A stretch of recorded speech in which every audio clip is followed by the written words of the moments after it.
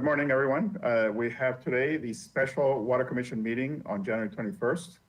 And I'd like to welcome all of the commissioners, but in particular, Commissioner Lindsay Cooney, who's joining us for the first time. I'm very happy to have her on board. And so we'll have that. And I think we have all the commissioners as well as our council member Sneddon. So if you can call to order.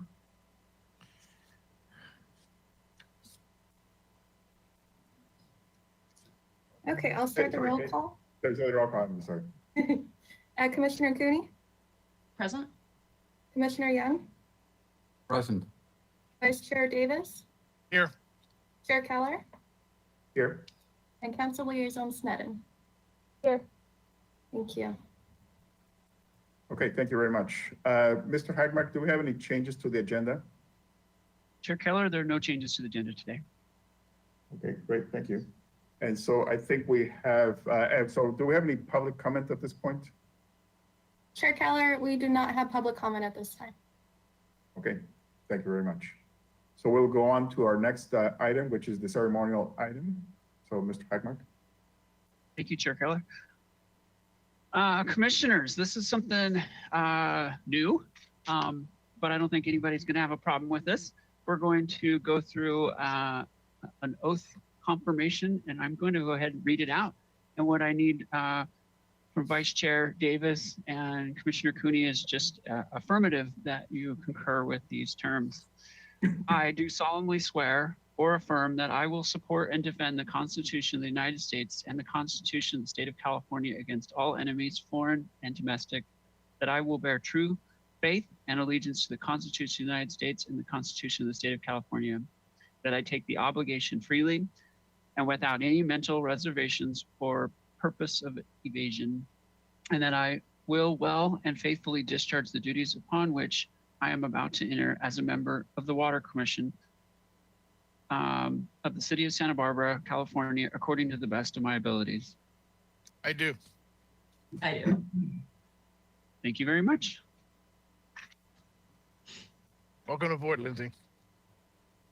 Thank you so much. It's nice to be here. Yes, welcome aboard. Okay, Welcome. Thank you very much for that. And so we'll move on to our consent items. We have two consent items. One of them is the meeting minutes, and the second one is the contract for the design of the El Estero Water Resource Center Chlorine Contact Chamber Rehabilitation Project. So do we have any comments at this point? Can I have a motion? Motion to approve the consent calendar.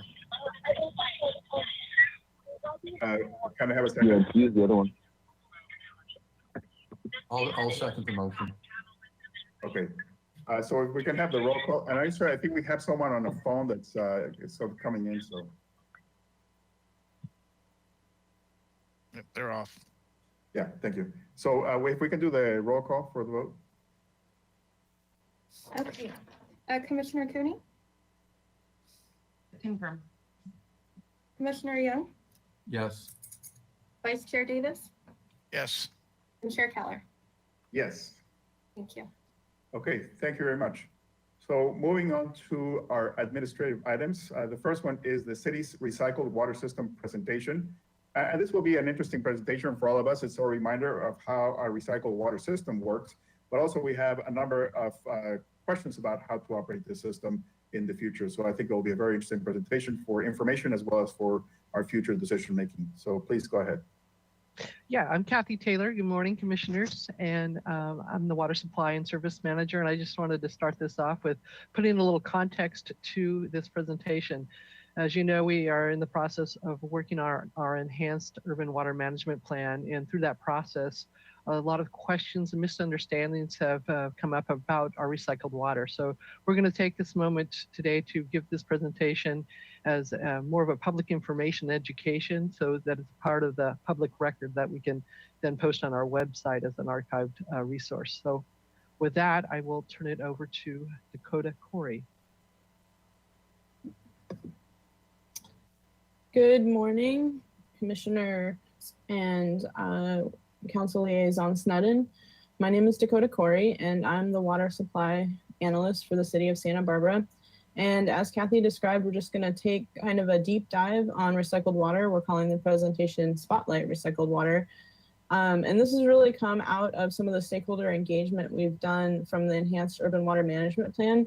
We've had a lot of really good discussion around recycled water, and we just want to make sure we have this informative presentation available to the public. Next slide, please. So an overview of the presentation. First, I'll briefly go over the history of recycled water in the city. We'll talk a little bit about who can use recycled water. And then we'll dive into production and demand of recycled water, how much water is available currently and in the future. And we'll talk a little bit about the cost of producing recycled water. And finally, we'll end the presentation talking about the potential for potable reuse in the future. Next slide. So the history of Santa Barbara's recycled water, we started planning to have a recycled water system in the early 1980s, and phase one was completed in 1989. And some of you will recall that that was actually in the middle of our last major drought. And so phase one included 2.8 million gallons of tertiary treatment plant that had carbon filtration and disinfection. It also included a distribution reservoir, pump station, and 5.1 miles of distribution mains. In 1992, the city completed phase two, which added an additional pump station and reservoir and 8.3 miles of distribution main. Next slide. In 2009, the city embarked on a water supply planning study, which included recycled water market assessment and analysis of potential pipeline extensions. So the goal of this study was to assess the potential for serving and connecting new customers to the recycled water system to make sure that we were maximizing that resource. Since we've completed that study, we've connected additional users to use approximately 100 acre feet per year, in addition to the original customers that were connected. And then in 2015, we made upgrades to the tertiary treatment plant to include microfiltration and ultrafiltration, which allowed us to make Title 22 guidelines regarding total dissolved solids. Next slide. This just shows a map of the city's current recycled water system. If you look, the purple line is the distribution main for the system. You'll also see lots of green patches, which are our major sites receiving recycled water. You'll see that recycled water is primarily used for irrigation of landscape, and we'll talk a little bit more about that in a minute. And then finally on this map, you can also see the two reservoirs for the system, one located at El Estero and one up by the municipal golf course. Next slide, please. So who can use recycled water? Recycled water is regulated in such a way that it needs to be an entirely separate system from the potable water system. Currently, we have a little over 90 recycled water accounts in the city, and those accounts offset potable water use. So typically, they use, as we mentioned earlier, this water for large landscape irrigation. So it really hits our parks, our schools. We have HOAs using recycled water in their landscape and golf courses.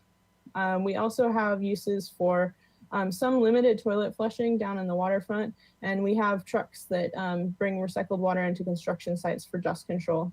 There is opportunity to use recycled water in things like cooling towers and other industrial uses, although we don't really have that use in the city currently. There are many requirements to be a recycled water user, including on-site supervisor training and annual inspections. And so when a customer signs up for recycled water, they make a commitment to manage that resource properly and safely. And there's different requirements to have that water on site. Typically, we don't see recycled water used in single-family residences in Santa Barbara. The Department of Public Health isn't super supportive of single-family residential use of recycled water. And this is mainly for the reasons I mentioned above, that it really does have to be fully separate from potable system use and has a lot of requirements in terms of managing that resource that are onerous for single-family residents to take on. Next slide, please. We've also had some inquiries about if we could sell recycled water outside of the city's water service area. And we do have a water sales agreement with La Cumbre Mutual Water Company, which we brought to Water Commission just recently, to sell that water agency our recycled water. So it is possible. what's needed from a staff perspective is direction from council to begin agreement negotiations. So if there was another user outside of our service area that was looking to buy some recycled water for the city, we can absolutely engage in those negotiations as long as we have direction from council. Next slide, please. So this slide gets into how much recycled water we can produce and what our current demand looks like. And we'll start at El Estero Wastewater Treatment Plant, which produces wastewater effluent, which is the source for the recycled water. So the design capacity for the El Estero Wastewater Treatment Plant is 11 million gallons per day. And on average, we have daily flows of around 6 million gallons per day. So that's kind of that's the source. And then we have a plant that takes some of that effluent from the wastewater treatment plant and treats it further to meet Title 22 requirements. And so that plant's peak production capacity is 2.5 million gallons per day. And I'm going to show a graph of this in a minute if you're more of a visual person. So if this text is a little overwhelming, don't worry. Our peak summer recycled water demand is up to 2 million gallons per day. So one of the tough things about recycled water is that it is a seasonal demand since most of the users are landscape. And so they really need recycled water when it's hot and dry in the summer. And I'll again show that in a graph in just a minute. So if you subtract the 2.0 million gallons per day of demand from our peak capacity of 2.5 million gallons per day, that leaves us with 500,000 gallons per day left. We did just enter into that agreement with the Coomber Mutual Water Company to sell them up to 0.25 million gallons per day. So really what we have left over there is just 250,000 gallons per day, or about 100 acre feet per year of remaining capacity that we could sell to potential new customers to offset some more potable reuse or potable use. Go ahead and go to the next slide. So again, this is just the visual representation of those numbers that I shared in the previous slide. And you can see here that this is production of recycled water in 2018 through 2020. And you can see that our peak production months or peak demand months are July and August. And that's really where you see that delta of about 250,000 gallons per day of additional supply that we could sell to new customers. But you notice in the winter months, look at January and February and December, there's actually quite a bit of additional demand. So we have way more production than we do demand in the winter. And what would be really valuable for the city is if we could find some customers that have demand year round that could take up some of that water in the winter months. But typically that's not how recycled water works since it's mainly a landscape application. Next slide, please. So this slide just provides an overview of some of the cost of production of recycled water. Our operating expenses to produce recycled water are about $1 million per year. And of that, we have our capital expenses are about $330,000 per year. And that's for just ongoing capital maintenance. It doesn't include the capital project to upgrade the plant in 2015. And you'll see at the bottom of the slide that we have another capital project for a $3 million recycled water pump station upgrade for fiscal year 21. So there are some large capital costs that come from time to time with operating the system, but our ongoing maintenance is about $330,000 per year. The current rate that our customers pay for recycled water is $4.40 per HCF. And that is significant because it's less than the potable cost for recycled water. So for example, our institutional landscape cost for recycled water, for recycled water is $4.48 per HCF. So there's a small saving there for our schools and our parks, etc. And then for commercial landscape, their rate for potable water is $12.96 per HCF. So that's a significant savings for our commercial customers that would like to water their landscape with recycled water instead of potable water. And that's a really big motivator for our customers to stay connected to this system and use recycled water.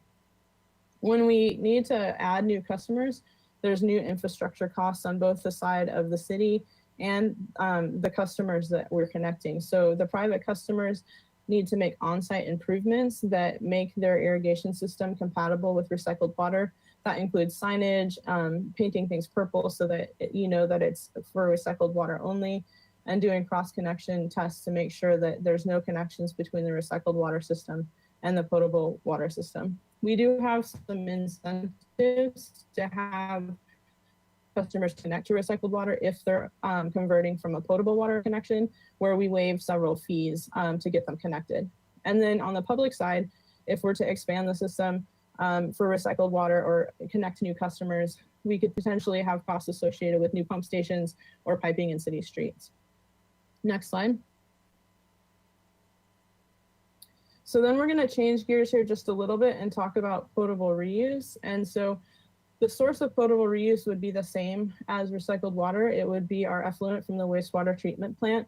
But the idea with potable reuse is that we would treat that water to a quality that it could go into the potable water system and be served to our potable customers. Specifically, when we're talking at the city, the project that would work best would include raw water augmentation. And so what that means is we would treat our effluent from the wastewater treatment plant. We would pump it up to Laurel Reservoir, where it could have contact time and blending time with our surface waters that come into Laurel. And then from Laurel, it would be fed into Cater treatment plant and treated a second time before it was distributed to our customers. So this is an option that we've been exploring in the Enhanced Urban Water Management Plan because we know it may be viable in the future. Currently, it's not viable because we don't have state regulations allowing us to do raw water augmentation. One thing to note that if the city were to transition to potable reuse in the future, we would replace or partially replace most of our recycled water system to get that water up to Laurel Reservoir. So we would take some of our or all of our recycled water customers and turn them back into potable water customers, but we'd be meeting that need by treating wastewater effluent. And if you look at the top bullet on this slide, you can see that our estimated potential production capacity from a potable reuse perspective is about 5 million gallons per day. And that would include some brine discharge to the ocean still. So this is, again, something that's out in the future and something that we're looking at for the Enhanced Urban Water Management Plan, but is not currently feasible. Next slide, please.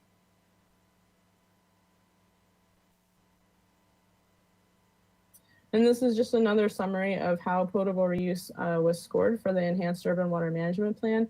You can see that it scored high, second to expansion of the desalination plant in our triple bottom line analysis.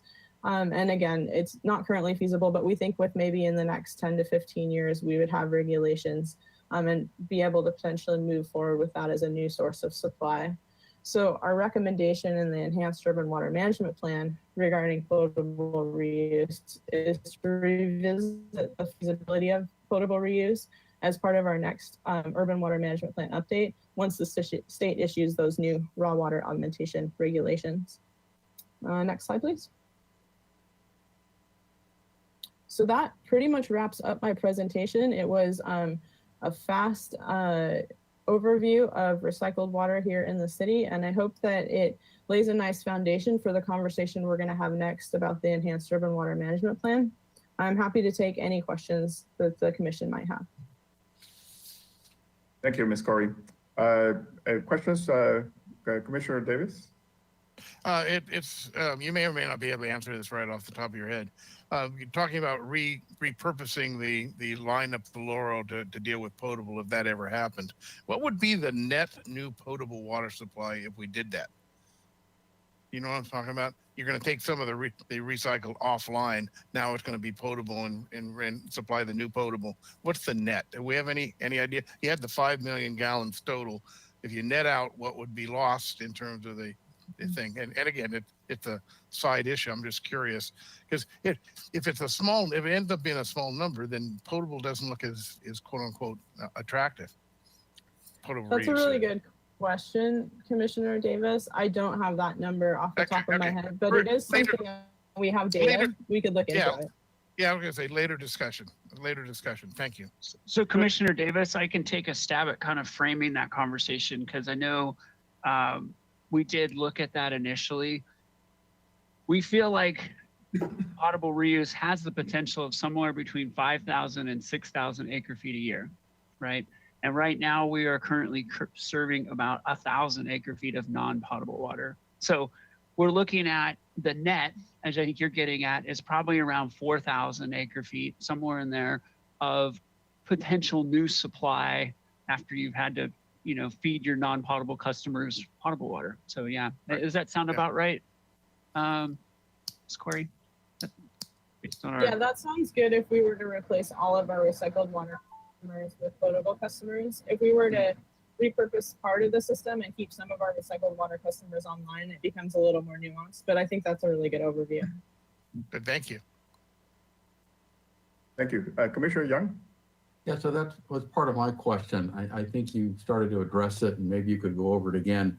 What happens to the current recycled water customers? What happens in that transition where you increase the amount of potable water and you're grabbing from recycled water? Yeah, Chair Keller, Commissioner Young, we did look at that, and I kind of referenced this if there's anybody interested. We did a potable reuse feasibility study, and we looked at all these various options of trying to continue to, because so we start talking about having like designer water. You're going to have this advanced treated water, and then you're going to somehow pull off water to have this non-potable.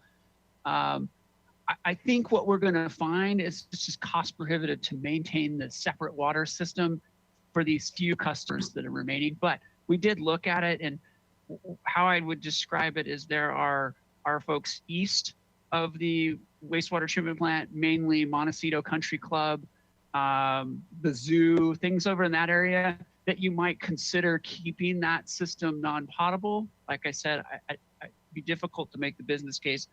But anybody who's on the pipeline that goes all the way up to the golf course, that's the pipeline that we would probably want to repurpose and reuse that pipeline that already gets to the golf course, and then only need to take it from the golf course up to Laurel to connect, to make that final connection, and repurpose that line to take advanced treated water up to Laurel. So I think there's certainly a discussion that we'll have in the future, but I believe that the cost of maintaining and operating a non-potable system are just going to be cost prohibitive. You're just going to want to switch everybody over to maintaining one system is what you're going to want to do.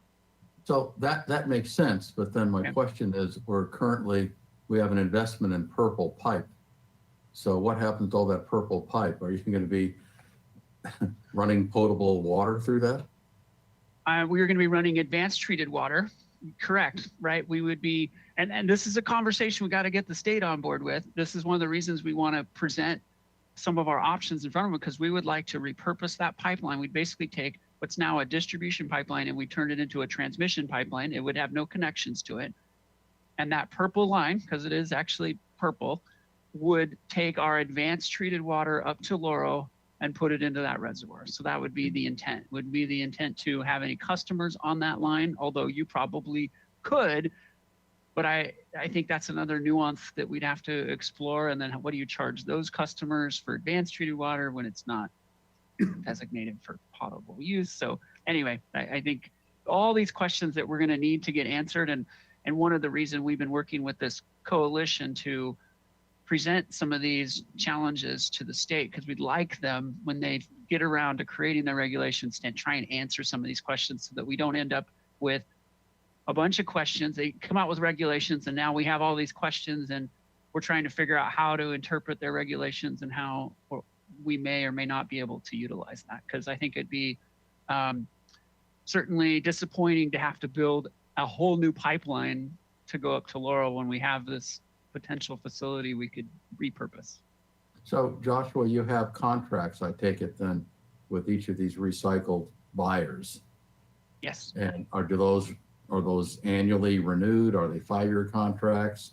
And I'm sure the city has a provision where you can go back into the contract and make fundamental changes to it.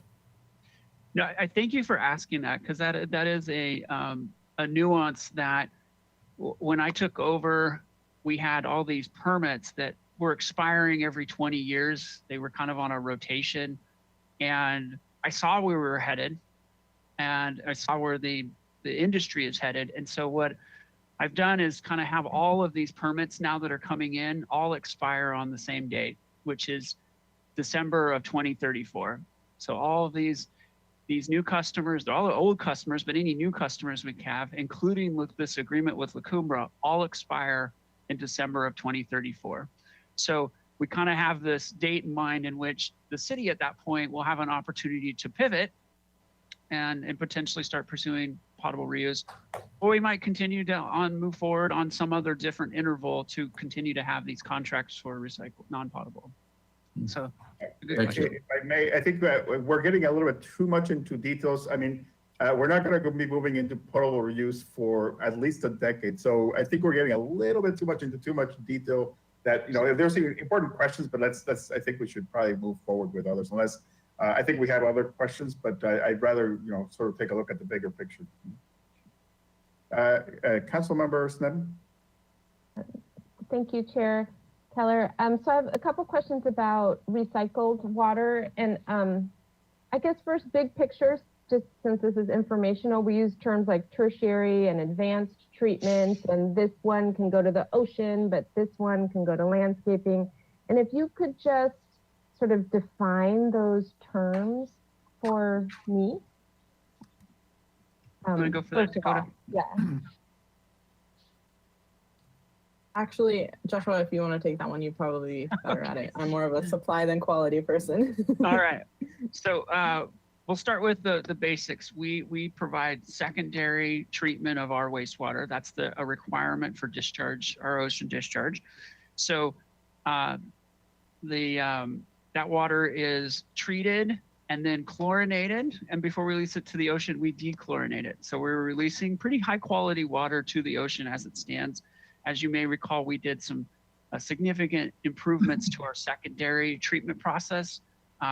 So our current discharges to the ocean, actually the water quality at times is better than what we see in Gibraltar and Kachuma. Like that's just, I want to give a sense of there's some pretty decent water that we are releasing back into the ocean, and we're pretty proud of the quality that we're able to achieve at the El Estero Water Resource Center. Now, from there, we have a tertiary treatment. So we talked about, we treat the secondary. This tertiary treatment, AKA also referred to as our recycled water or non-potable water, then takes that water to another level of treatment using ultrafiltration. So we remove an even additional layers, including most viruses and bacteria are also removed in those membranes. It's a very small pore size. And then that water is chlorinated and sent out into our separate recycled water system. The next level is called advanced treated water. A lot of programs have been adopting pure water. So there is the Central Coast Pure Water Project. There's the San Diego Pure Water Project.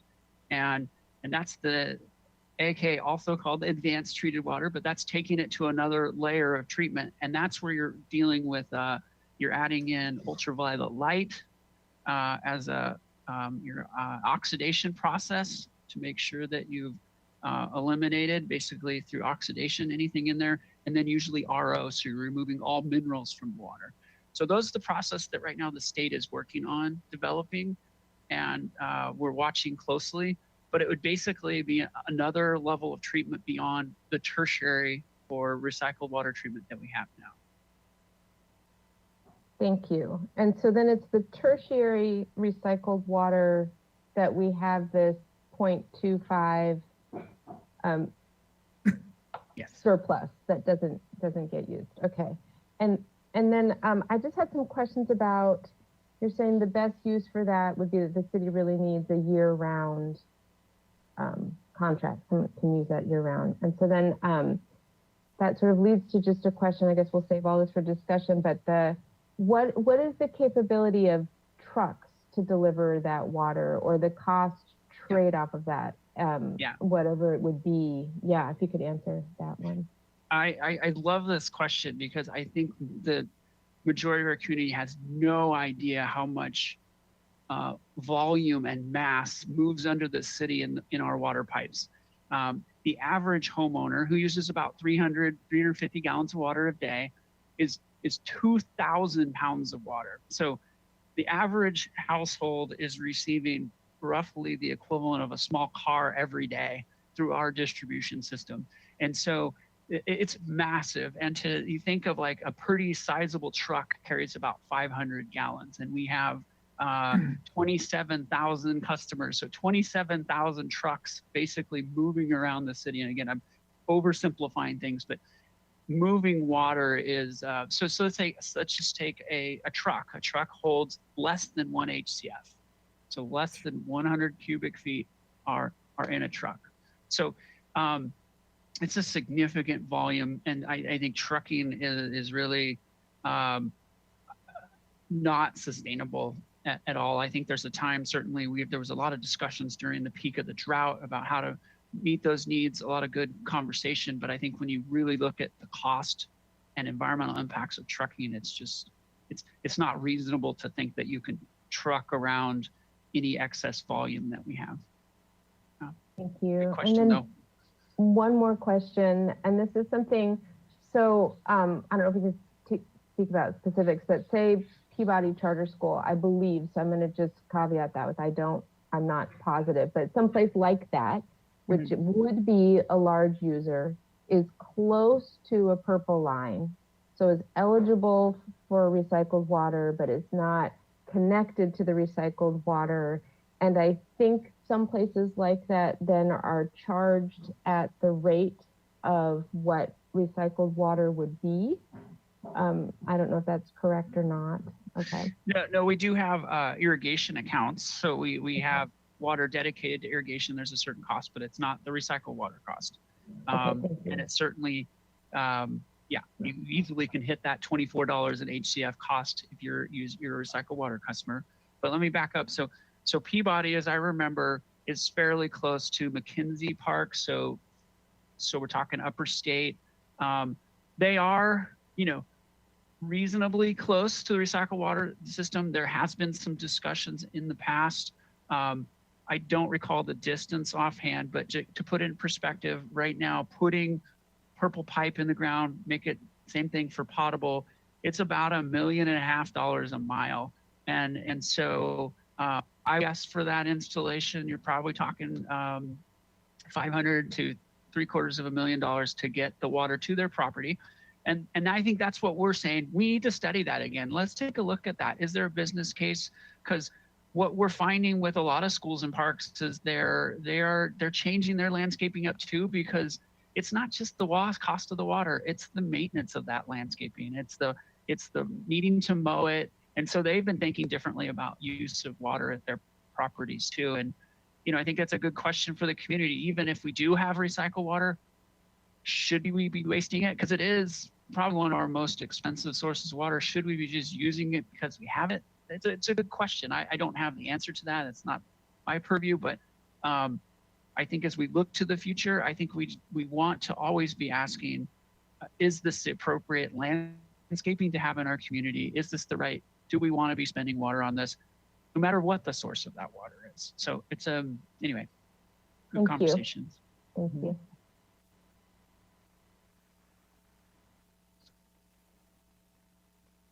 Thank you very much. Are there any other questions at this point? Do we have questions from the public? Chair Keller, we do have one member of the public that Okay. would like to make a comment. Thank you. Hillary Hauser, I have unmuted you.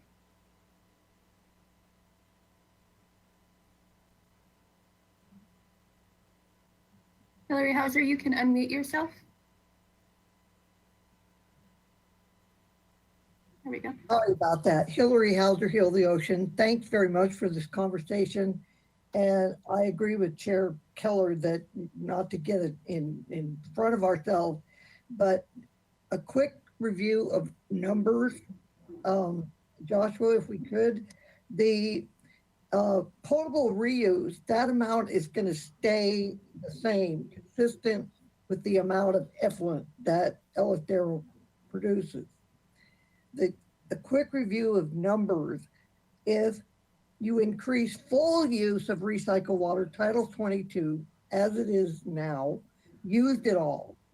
The purple pipe water, if you used it all, to save the potable water that would be used on landscaping, what are those numbers? I mean, is it, saving potable water is the same as producing it in reverse. So to avoid the expense of going all the way to potable reuse, what if we just save the potable? Do we have those numbers? How much potable there would be? I heard some numbers earlier, 1,000 AFY and so forth. What could we, do you get my question? I'm kind of bumbling around. I do. I just wondered if you had other questions, and then I'll answer when you. I'm done. Okay. I'm just, the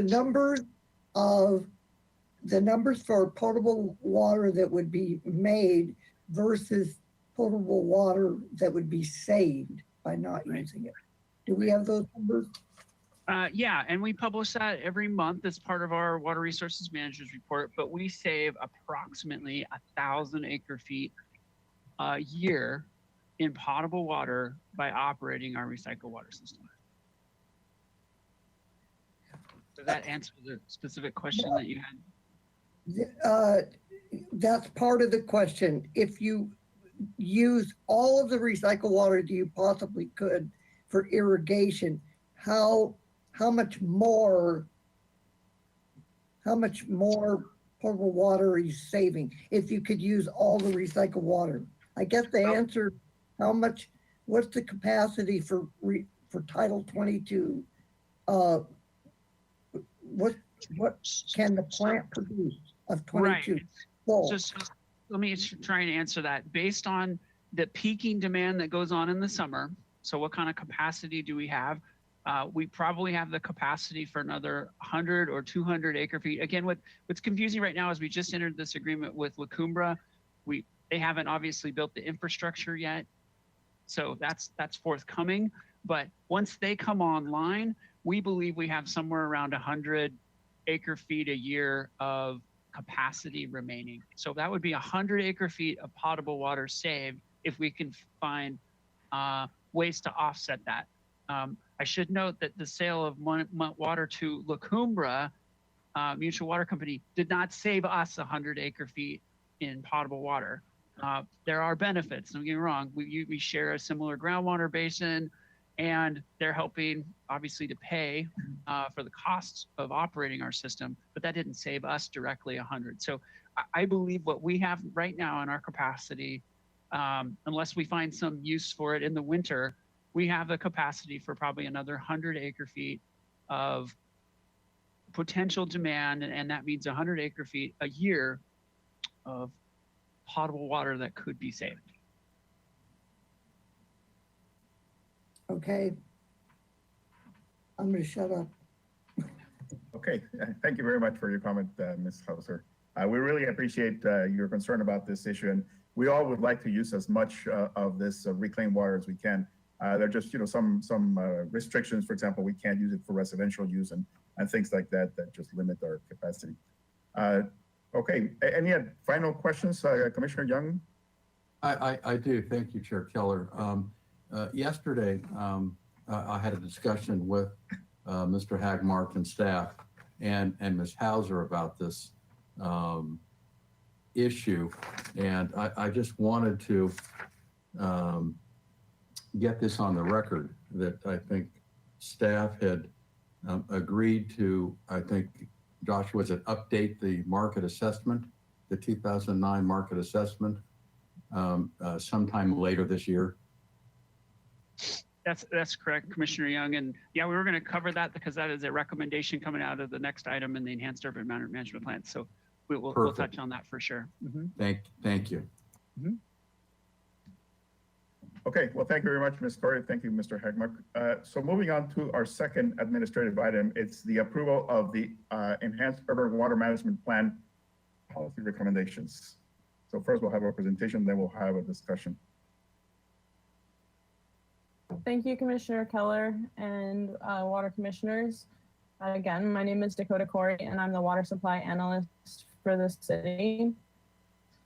And today we are coming back to you with more information on our enhanced urban water management plan. Specifically, we want to focus on the policy recommendations that have come out of our stakeholder engagement and analytical efforts over the past few months. Next slide, please.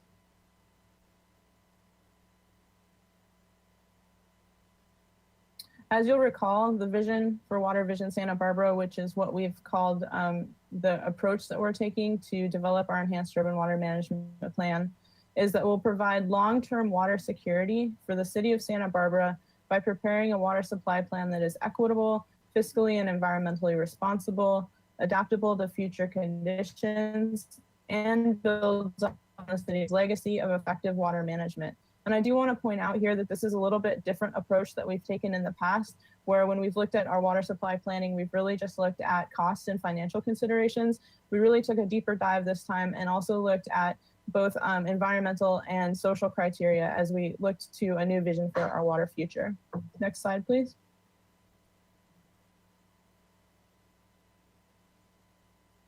So by the end of this presentation, I hope that the Water Commission will feel confident that they've received a solid update on the Enhanced Urban Water Management Plan project. And then we hope that you can provide direction to City Council on our recommended water supply policies. I do want to point out here that we won't really be covering any new information. We've spent several Water Commission meetings going very deep on the analytical process we use to develop these policy recommendations, as well as detailed examples from our stakeholder engagement process. And so today is really the higher level discussion where we can really dive into the policies that have come out of this work. Next slide, please. So for today's presentation, I'll give a quick update on our communications and engagement process. We have had some more meetings since I was last year at Water Commission, so I'll give an update on that. And then I'll turn over the presentation to Kathy Taylor, who is going to talk about our first policy recommendation, which really focuses on our existing water supplies and recommendations for those individual supplies. Then the presentation will be handed over to Mr. Joshua Hegmark, who will talk about our second and third policy recommendations, which are our adaptive implementation plan and operation of our ocean desal facility. Next slide, please. So like I mentioned earlier, we have had a few more meetings since we last met with our stakeholder group, and I just wanted to give you an update on that process. Next slide, please. So this is a slide that you've seen before. We've changed it a little bit, but it gives the overall steps involved in creating our enhanced urban water management plan. You'll see the orange triangle in the lower right-hand corner that says you are here. So we're working on finalizing our recommendations that have come out of the analytical work and the stakeholder engagement process for this project. Down at the bottom third of the slide, you'll see a summary of all of the different engagement opportunities we've had throughout this project to really get a feel for what our community's values are around water in Santa Barbara.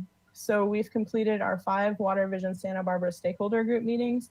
We also followed those up with 2 special meetings where we took a deep dive on our desal permit and recycled water, since those were topics that our stakeholders really had a lot of interest in, and it seemed like further discussion was warranted. We also in October had our Water Vision Month, which included various opportunities for members of the public to engage with us on this project. And all of those opportunities, the lunch and learn videos, the other informative videos, and our social pinpoint site are still live on our project website, which is santabarbaraca.gov/watervision. So if anybody would like to still engage with any of those opportunities, they're available. Including today, we've been to you here at Water Commission for 6 meetings. And we've been to City Council 4 times with 3 remaining. I did provide in the staff report a detailed list of each of our engagement opportunities, along with the topics that we covered. So you'll see that this has been a process that's really been open and transparent, and really seeks to engage the public in many ways possible. Moving forward in this project with step 5, we're really going to be transitioning from policy recommendations and the analytical work that we've been studying for the last several months into creating an urban water management plan that will meet the requirements of the Department of Water Resources. That plan is due to DWR on July 1st, and so our goal is to have a draft available for the public in May and then adoption by council in June. Next slide, please. So from here, I wanted to take a moment to share with you some of the quotes that we have received from various stakeholders about the process that we've used thus far in preparing the Enhanced Urban Water Management Plan, or Water Vision Santa Barbara. We've had our fifth and final stakeholder engagement workshop, and we also went to council on December 15th, and we've received some really great feedback about the process, and I just wanted to share a few of those quotes with you today. So first, I'll share a quote from Jacqueline Inda from the Hispanic Chamber of Commerce, and this is a comment that she made at the December 15th, 2020 council meeting. She said, "This was such an open and transparent process," which says a lot because in the marginal community that we represent, that's usually not the case throughout the county. I appreciate the effort of the city of Santa Barbara to continue to connect with all of our marginal communities and the community at large. And we really did try to bring to the table all of our various and diverse users and uses of the city's water to really make sure we're getting a holistic understanding of the community's values around water. And so I really like this quote because I feel like it speaks to that effort. Next slide, please.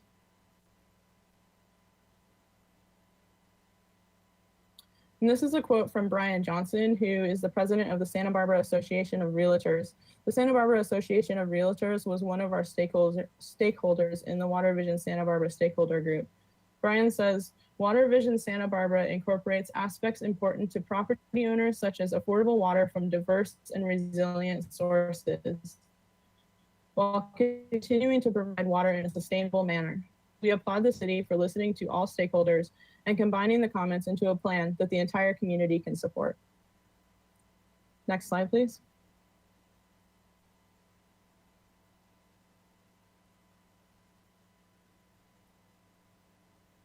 And finally, we have a comment from Molly Troop from Santa Barbara Channel Keeper, again, focusing on the process that we've engaged upon so far. Molly says, the Water Vision Santa Barbara process provided a robust opportunity for local stakeholders to express views and recommendations towards the city's future water portfolio planning. Channel Keeper appreciates the opportunity to participate both in this process as well as in direct dialogues with city staff about this issue. And I did want to mention that we're expecting and have received a couple letters of support and also comment letters on our Water Vision Santa Barbara stakeholder process. And we'll be sharing those with the commission as they come in. We expect them to be in by February 3rd ahead of the February 15th council meeting. So we'll make those available to you as they come in and staff will be responding to them. Next slide, please. So next, I'm going to turn the presentation over to Kathy Taylor, who's going to talk about our first policy recommendation, which focuses on our existing supplies and specific recommendations to those supplies. Thank you, Ms. Corey. Good morning again, Chair Keller and Water Commissioners. I'm Kathy Taylor, the Water Supply and Services Manager. And as Ms. Corey said, I will be speaking about the existing supply recommendations from the Enhanced Urban Water Management Plan. And so this is the first policy recommendation. Next slide, please. So the first is to implement the recommendations from the city's water conservation strategic plan under Program B. And those items include carrying out our water conservation measures, plus rebates for ultra high efficiency toilets, urinals, leak detection devices, pressure reducing valves, and full implementation of the city's advanced metering infrastructure program, which, as you know, we are working on right now, and a free sprinkler nozzle program and a pre-rinse spray nozzle giveaway program. Next slide, please.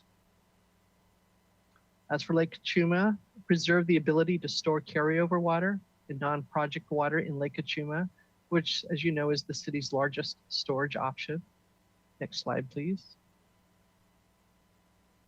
Obtain a Warren Act contract from the USBR for storage of Gibraltar water in Lake Kachuma. Next slide, please. And for our groundwater, update the city's sustainable groundwater yield and drought storage estimate and consider preparing a groundwater sustainability plan. Next slide, please.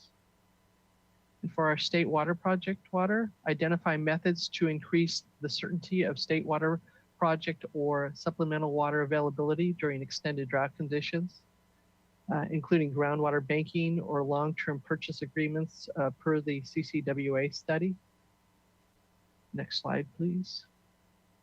And for our non-potable reuse, update the recycled water market assessment that was mentioned earlier, and update the cost-benefit analysis for further recycled water system expansion.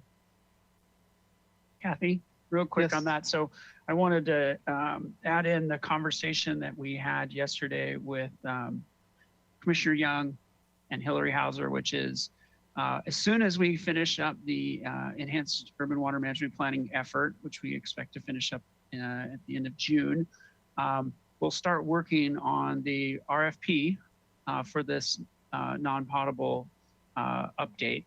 And our plan is to try and get an RFP together by October 1st. So we've got a commitment and a discussion that we want to have around that timeline. That's what we're going to do, is try and put together an RFP, get that together and get that out on the street and see if we can get a consultant on board to help us with that effort. So that's currently our planning horizon for that. Thank you, Joshua. And next slide, please. Potable reuse. Once the state issues raw water augmentation regulations, and we will revisit the feasibility of potable reuse in the next plan, enhanced urban water management plan update. So the next slide. With that, I'll take any questions commissioners might have.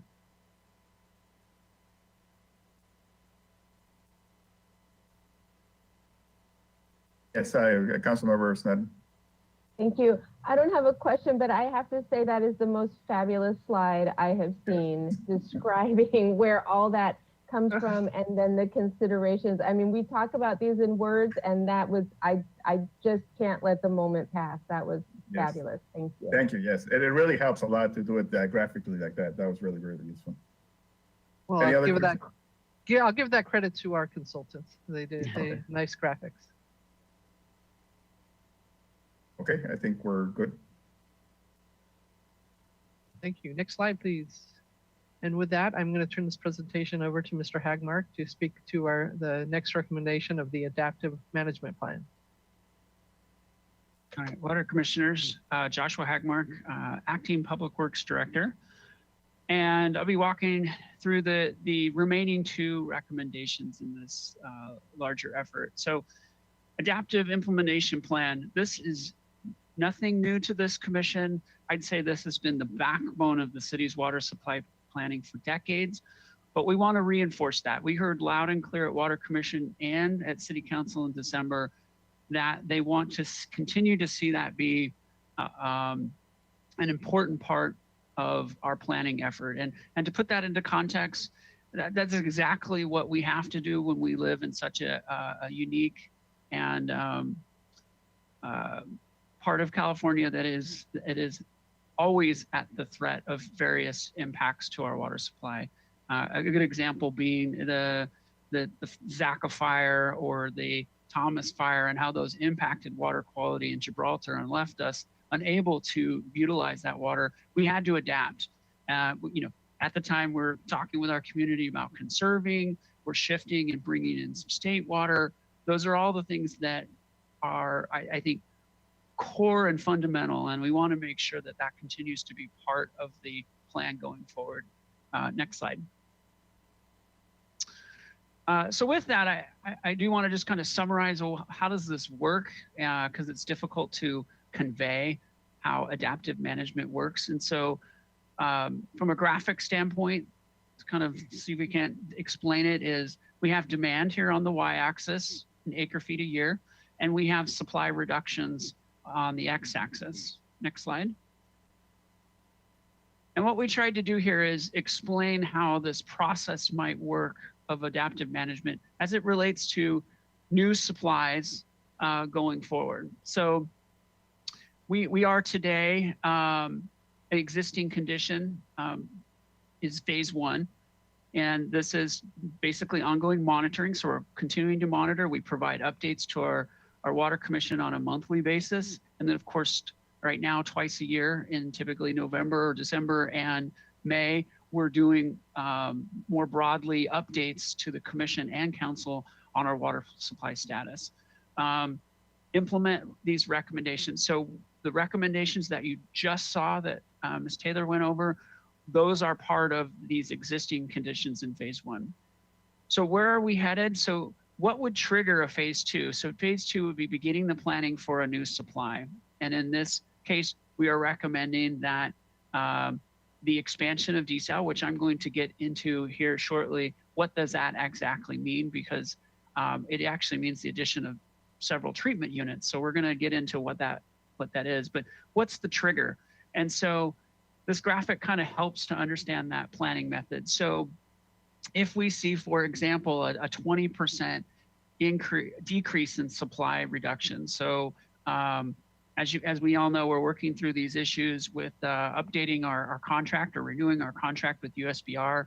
The county is eager to see the yield from the project reduced and or the ability to carry over water reduced.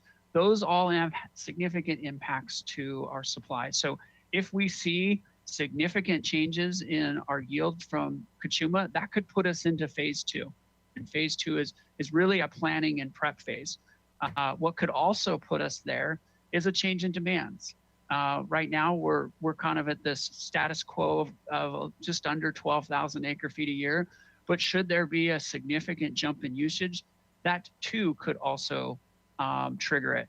And then of course, combining those two together, we end up into phase 3, which is basically implementing that new supply, which as part of this recommendation, we are recommending that we would add additional treatment units at the desal plant to meet that new supply.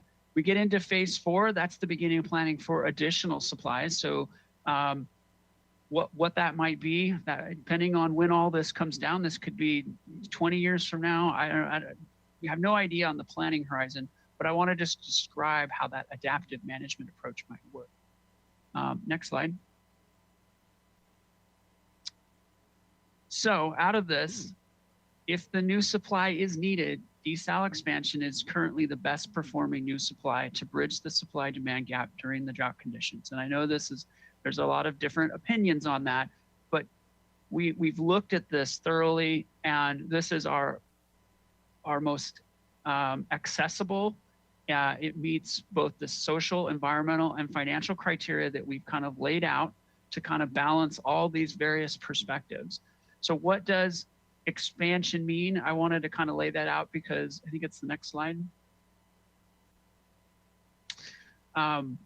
Because it sounds big, expansion sounds big, but when we designed this facility in the 90s, it was designed for 10,000 acre feet a year. And when it was built in the 90s, it was a 7,500 acre feet a year facility.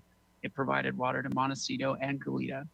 So this time around, we continued with that. So our intake pipeline, our intake pumps and screens are all designed for that 10,000 acre feet a year.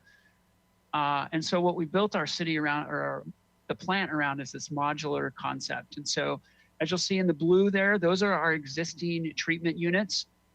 Each one of those is capable of about a million gallons a day, or in rough order, about 1,000 acre feet a year, each one of those units. And so the concept here would be for future expansion, we would add those additional units depending on what our needs are. Certainly, I'm not interested in oversizing this facility if the needs aren't there. And so we're really thinking, and I think we need to think long-term. We're not thinking, obviously we're looking at this plan looks at 30 years. The city's gonna be here for hundreds of years. So thinking about what those needs are, whether they can be met in the future with potable reuse or a combination of potable reuse and desal, those are yet to be determined. But I wanted to give people a flavor of when we talk about expansion, it is a lot less significant than I think most people understand it to be. A lot of the piping is already installed. The electrical is here. So it's a matter of basically procuring these additional treatment units and installing them on site. So with that, I think my next slide, I have any questions. I'm here to talk about what adaptive management is, and in particular, what we would do should we need to procure additional supplies. Commissioner Davis? Yes, thank you. Joshua, thank you for the graphic. I think that really does kind of like put everything in perspective. I think that's a really good tool as you go forward in public and the public sees this. My question is, you indicated we're in phase 1 now, down in that corner, and we're at about 12,000 acre feet. With the addition of Montecito, would that push us in a year or two into the phase 2? Ms. Corey, can you take that one, please? Certainly. So actually, with the Enhanced Urban Water Management Plan, we included the Montecito demand in our demand projections. So that 12,000 acre feet per year includes Montecito currently. Great, perfect, thank you. Other questions? Okay, I think we can go forward. All right, next slide. So our final recommendation here, our discussion, is to talk about the role of our desalination facility. Next slide. So our current policy for desal prior to reactivating it was as a drought supply.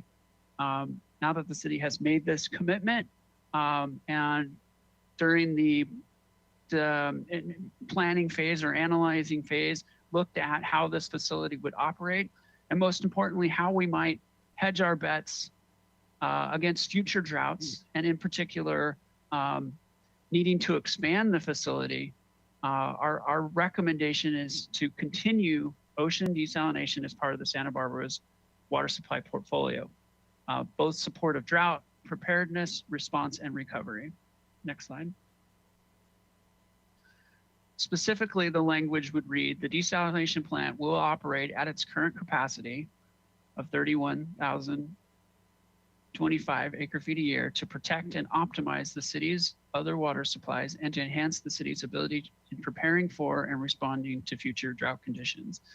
So that is the recommended language going forward as it responds to the role of desal. Next slide. And we do caveat it, as we mentioned before, this is an adaptive management plan. And so the plan also allows for the water resources manager to put the desal plant in standby mode when water supplies warranted. I think for the most part, the plant is intended to be operating continuously, given the technical challenges of that facility and its role in providing a reliable local supply. But I do want to say that it should be something that we're looking at and can be at times put in standby mode when there is abundant water to meet our needs. Next slide. And so with that, I want to pause here and see if there's any other comments or questions on that before we move to the final recommendations. Commissioner Davis? Okay, thank you. A comment, one I really appreciate the presentation and the language used in the development of the policies, expressing the discussion that we've had at the Water Commission over the number of meetings. Just absolutely fantastic. You heard us. You moved in such a positive way to explain to us and to the public, basically, what it really means moving forward with desal. As you know, I have questions relative to the suggested water reserve thresholds on putting it into standby, putting desal into standby. And I guess I would just hope, it's really not a question, I would hope that we could come back at the Water Commission after adoption of the plan in the next year or so and talk about those thresholds and what they really mean. And again, we're not adopting, as I understand it, correct me if I'm wrong, a policy which says that is the threshold. We're basically saying we're leaving this as adaptive management for the water resource manager to do based upon a number of factors, So it's not a hard threshold. But I'd love to come back and talk about that. But I guess my biggest thing was just thank you. You really did hear us, and I'm so supportive of where we've ended up. Thank you. Thank you, Commissioner Davis. Yeah, and I think those thresholds were meant to be guidance, not, these are set in stone. We want to have this adaptive management, and I think that's the approach going forward. Any other questions, Councilmember Sneddon?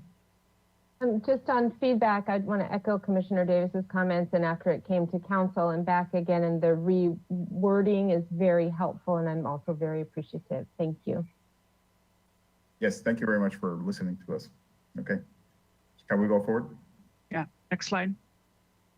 All right, so that brings us to the final recommendation, and what we're looking for from the Water Commission is confirmation that our existing supply recommendations that we laid out, our plan to continue with adaptive implementation plan, and with that, recognizing that at this current time that desal expansion is our best opportunity based on the triple bottom line analysis, and that the new role of desalination will be more part of our active operations going forward.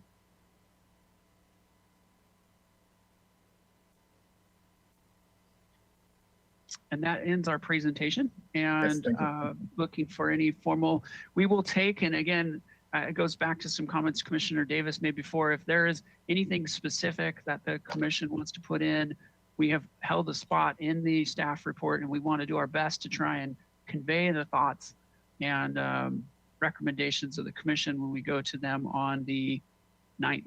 Is that correct, Ms. Corey? Yeah. Okay, well, thank you very much. Commissioner Davis, do you have an answer of questions or comments? Actually, no, I was ready for a motion. I'll wait if there are other questions. Maybe let's just check to make sure that we don't have anyone else having interest in having any questions or comments. Should we open it up for public comment at this point? I think so, no? Chair Keller, we do have one or two members of the public that would make a comment. Let me get to that slide. Okay. Okay, first one, Hillary Hauser. You can unmute yourself.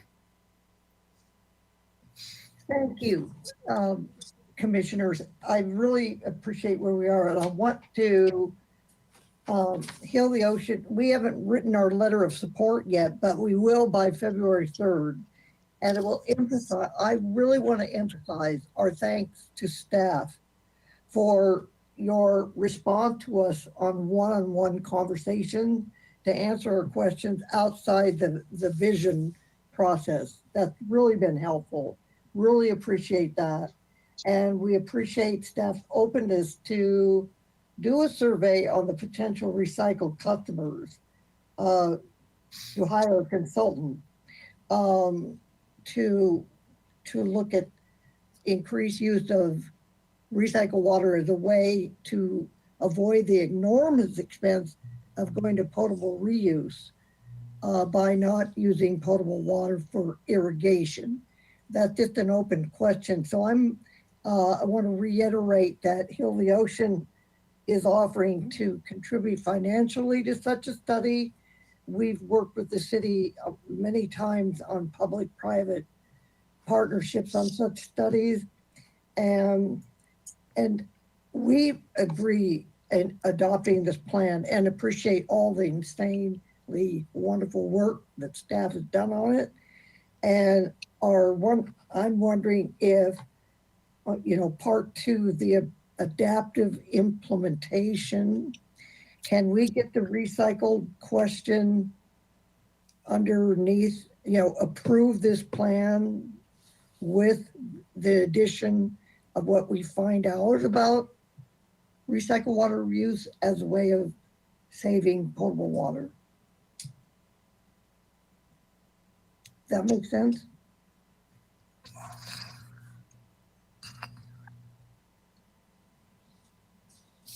Mr. I'm not sure Hyde, I'm not sure I understood the question. It is, can we agree on the plan and support the plan how the information that we would receive from doing a recycled water survey with a consultant, how would that information be inserted into such a plan? Or would it not? Or Yeah, if I may, Ms. Hauser, I think the plan considers reclaimed water as part of our portfolio. And I think what we have to do is just continue to look for, I think what we want to do is continue to look for opportunities, as we've done, for more use of that reclaimed water, so that we have, as much of the full use. But I think we can make a statement in that regard that, we want to make sure that that happens. But it is part, as where we're strongly in favor of doing it and continuing that operation and using it as much as we can. It's an investment and it's something that saves us water. So I think it makes a lot of sense. Chair Keller, thank you for that. We're in support of this plan. Okay, thank you. Okay. Yes, Commissioner Davis. Yeah, I do have a question. When you go to next steps, Joshua, probably to you, it talks about how we're going to bring this back to council. It says in the report May, but I heard June now is basically the potential target date. Come back to council. Am I to assume that a written report, the actual urban enhanced urban water master plan will come back to us in May? The actual the rewritten document. Ms. Corey, can you walk through the timeline? Because there is like a hearing that we have to do with that, right? It's noticed. Go ahead. We do, yes, that's correct, Mr. Hagmark. We do have to publicly notice the urban water management plan and have a public review period. I'm forgetting the exact number of days right at the moment. It's either 45 or 60. 60 would be too much. It must be 45. So the timeline is to bring the public draft of the urban water management plan to council in May, and then that starts that public hearing process. And then after the public review, we bring it back to council in June for adoption prior to the July 1 deadline. So I guess my question would be, would it come back to Water Commission then in May during the public review for any review and comment? I think that can happen. I just look at that. Yeah, I have to look at the timing, but that sounds reasonable. Yeah. Okay.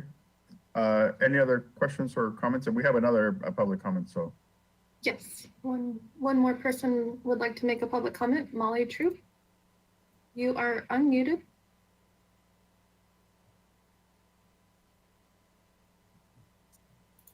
Hi, thank you. Good morning, Water Commissioners. My name is Molly Troop, and I am the Science and Policy Associate with Santa Barbara Channel Keeper. Thank you for the opportunity to comment on these policy recommendations presented today. We did submit a formal comment letter to the city staff earlier this week detailing our position on these recommendations, but I want to briefly summarize the main points included in the letter for you this morning.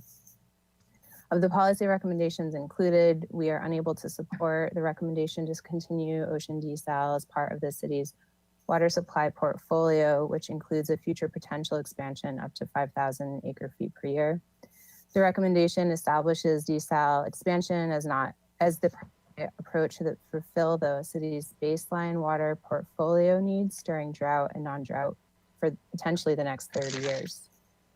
Our ultimate vision and goal for the city is to actively progress towards integrated water management that prioritizes stringent conservation and aligns water demand with the reality of supply limitations in a changing climate. Green infrastructure that both protects water quality, groundwater recharge, and an active pursuit of advanced recycling technologies to eliminate waste and unreasonable use of our water resources. While we do recognize that desal may have and be a reliable method of satisfying the near-term water needs, we remain deeply concerned about the offshore impacts potentially caused by this supply. And in particular, we've consistently voiced concern about the intake and entrainment impacts the city has yet to properly analyze or mitigate.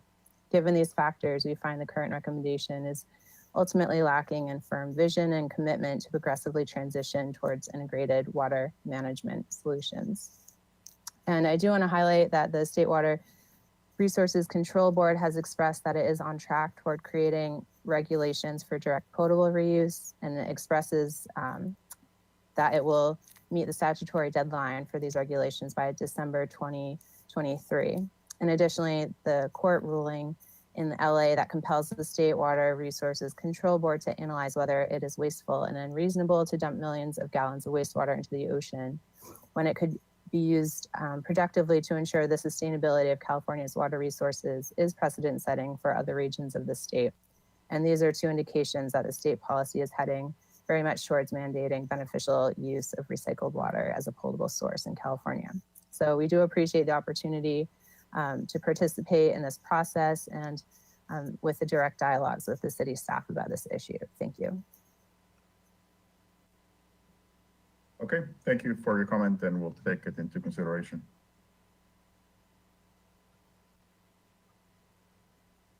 Okay, so we have do we have any more comments from the commission, or we can move to the motion?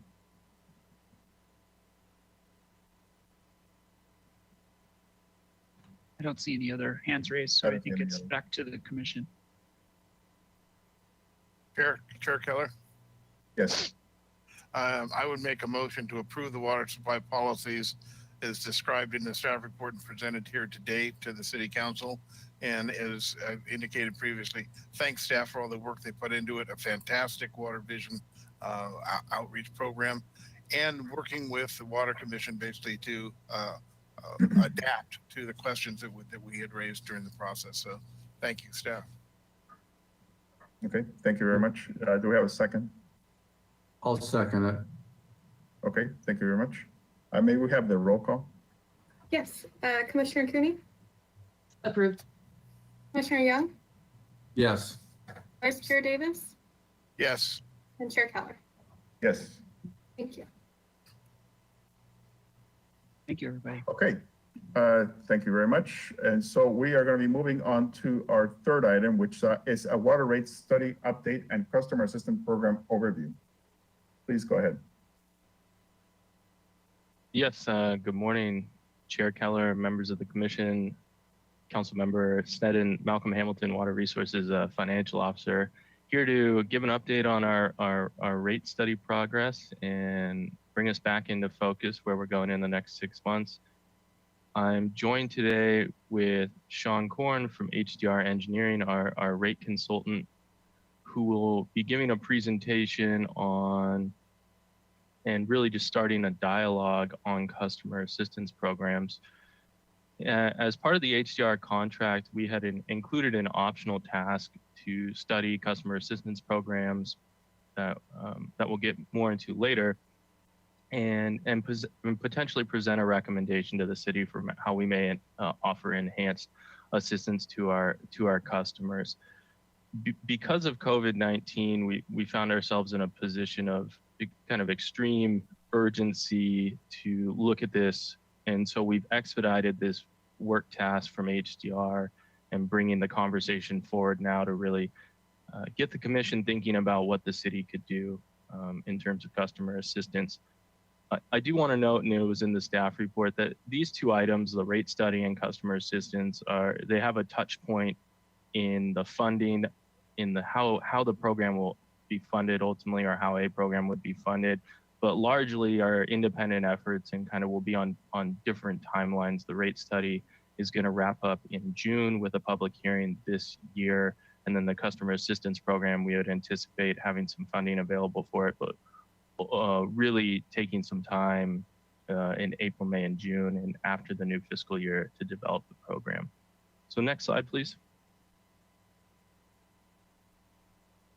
I know many of you were here for this background review, but our new Commissioner Cooney, I'd like to just kind of briefly touch on where we've been in the last year and a half with rates. In October of 2019, we initiated a contract with HDR Engineering to do a comprehensive rate study. So that's looking at top to bottom, how the rates are structured and what kind of policies go into the rate model development.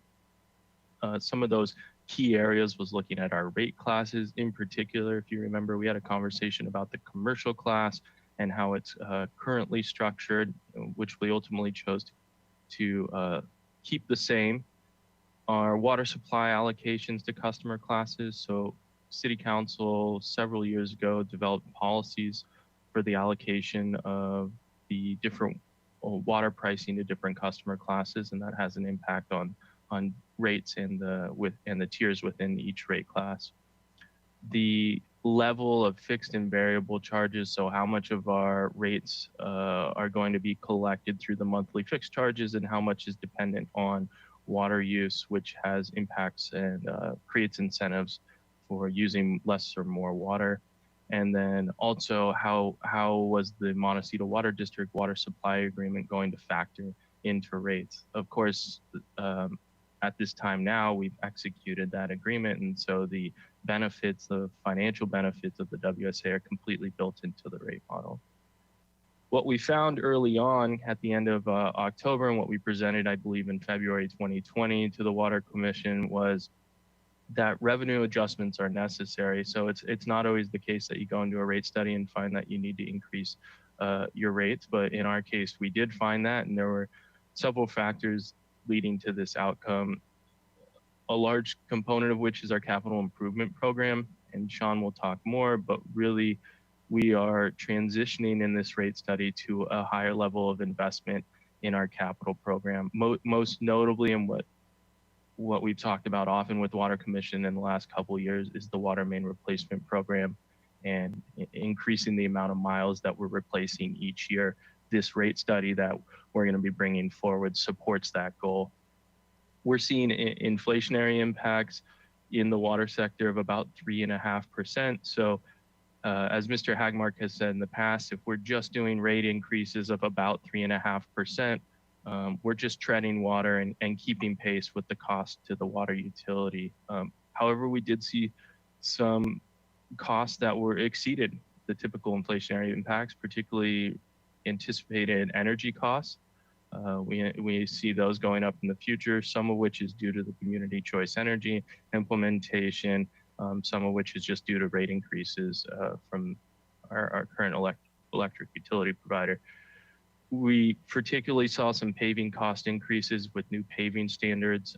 This also goes into assisting with the water main replacement program, but this is an operational cost that was trending above inflation.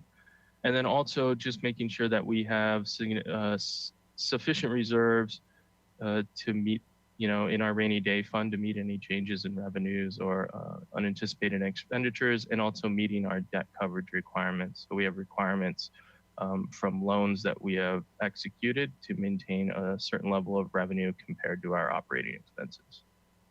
Next slide, please.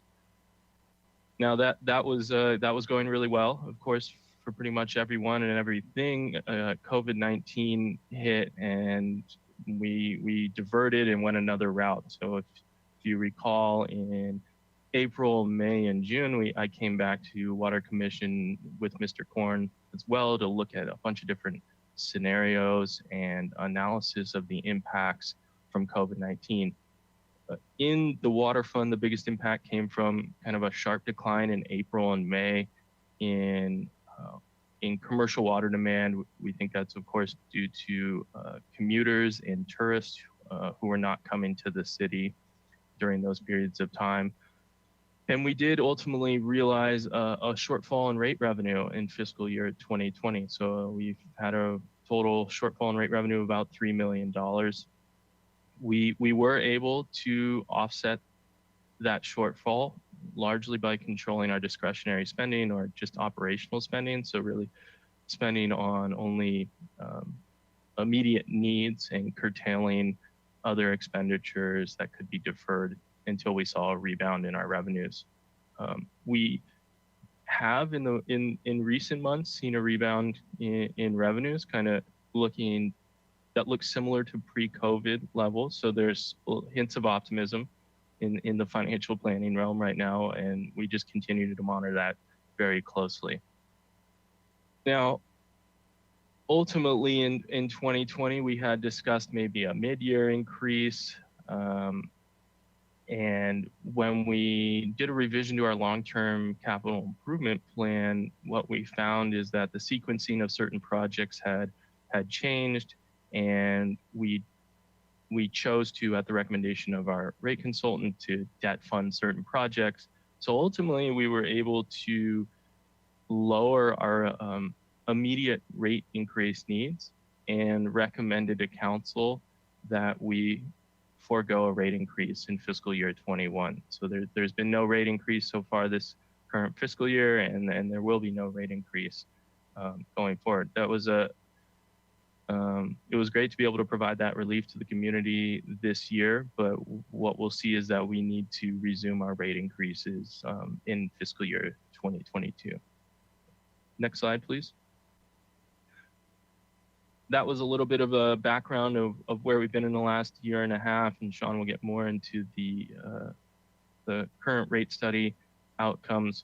But I did want to turn a little and talk about some affordability trends and our city assistance programs that are currently in place. So in the staff report, I did mention a couple of these, but talking very generally about affordability and the trends we see in the water sector is Santa Barbara is not unique in the sense that we have a large growing capital investment need for aging infrastructure. This is something that HCR sees across the water sector with many of their clients is assets that need to be replaced, renewed, or maintained, and at higher levels of funding. What we saw and what I put in the staff report was that largely federal funding for capital investment, routine kind of capital maintenance and investment has substantially fallen off since at least the late 70s, and a larger and larger portion of that, of course, is falling on local funding sources, which is ultimately boiling down to increased rates for customers. Another point here that supports that is if you look at the CPI, or the Consumer Price Index, for the water, wastewater, and solid waste utility services, there's a specific component of the CPI for those. It's been increasing in the last 20 years at a rate of nearly 3 times the general all components CPI.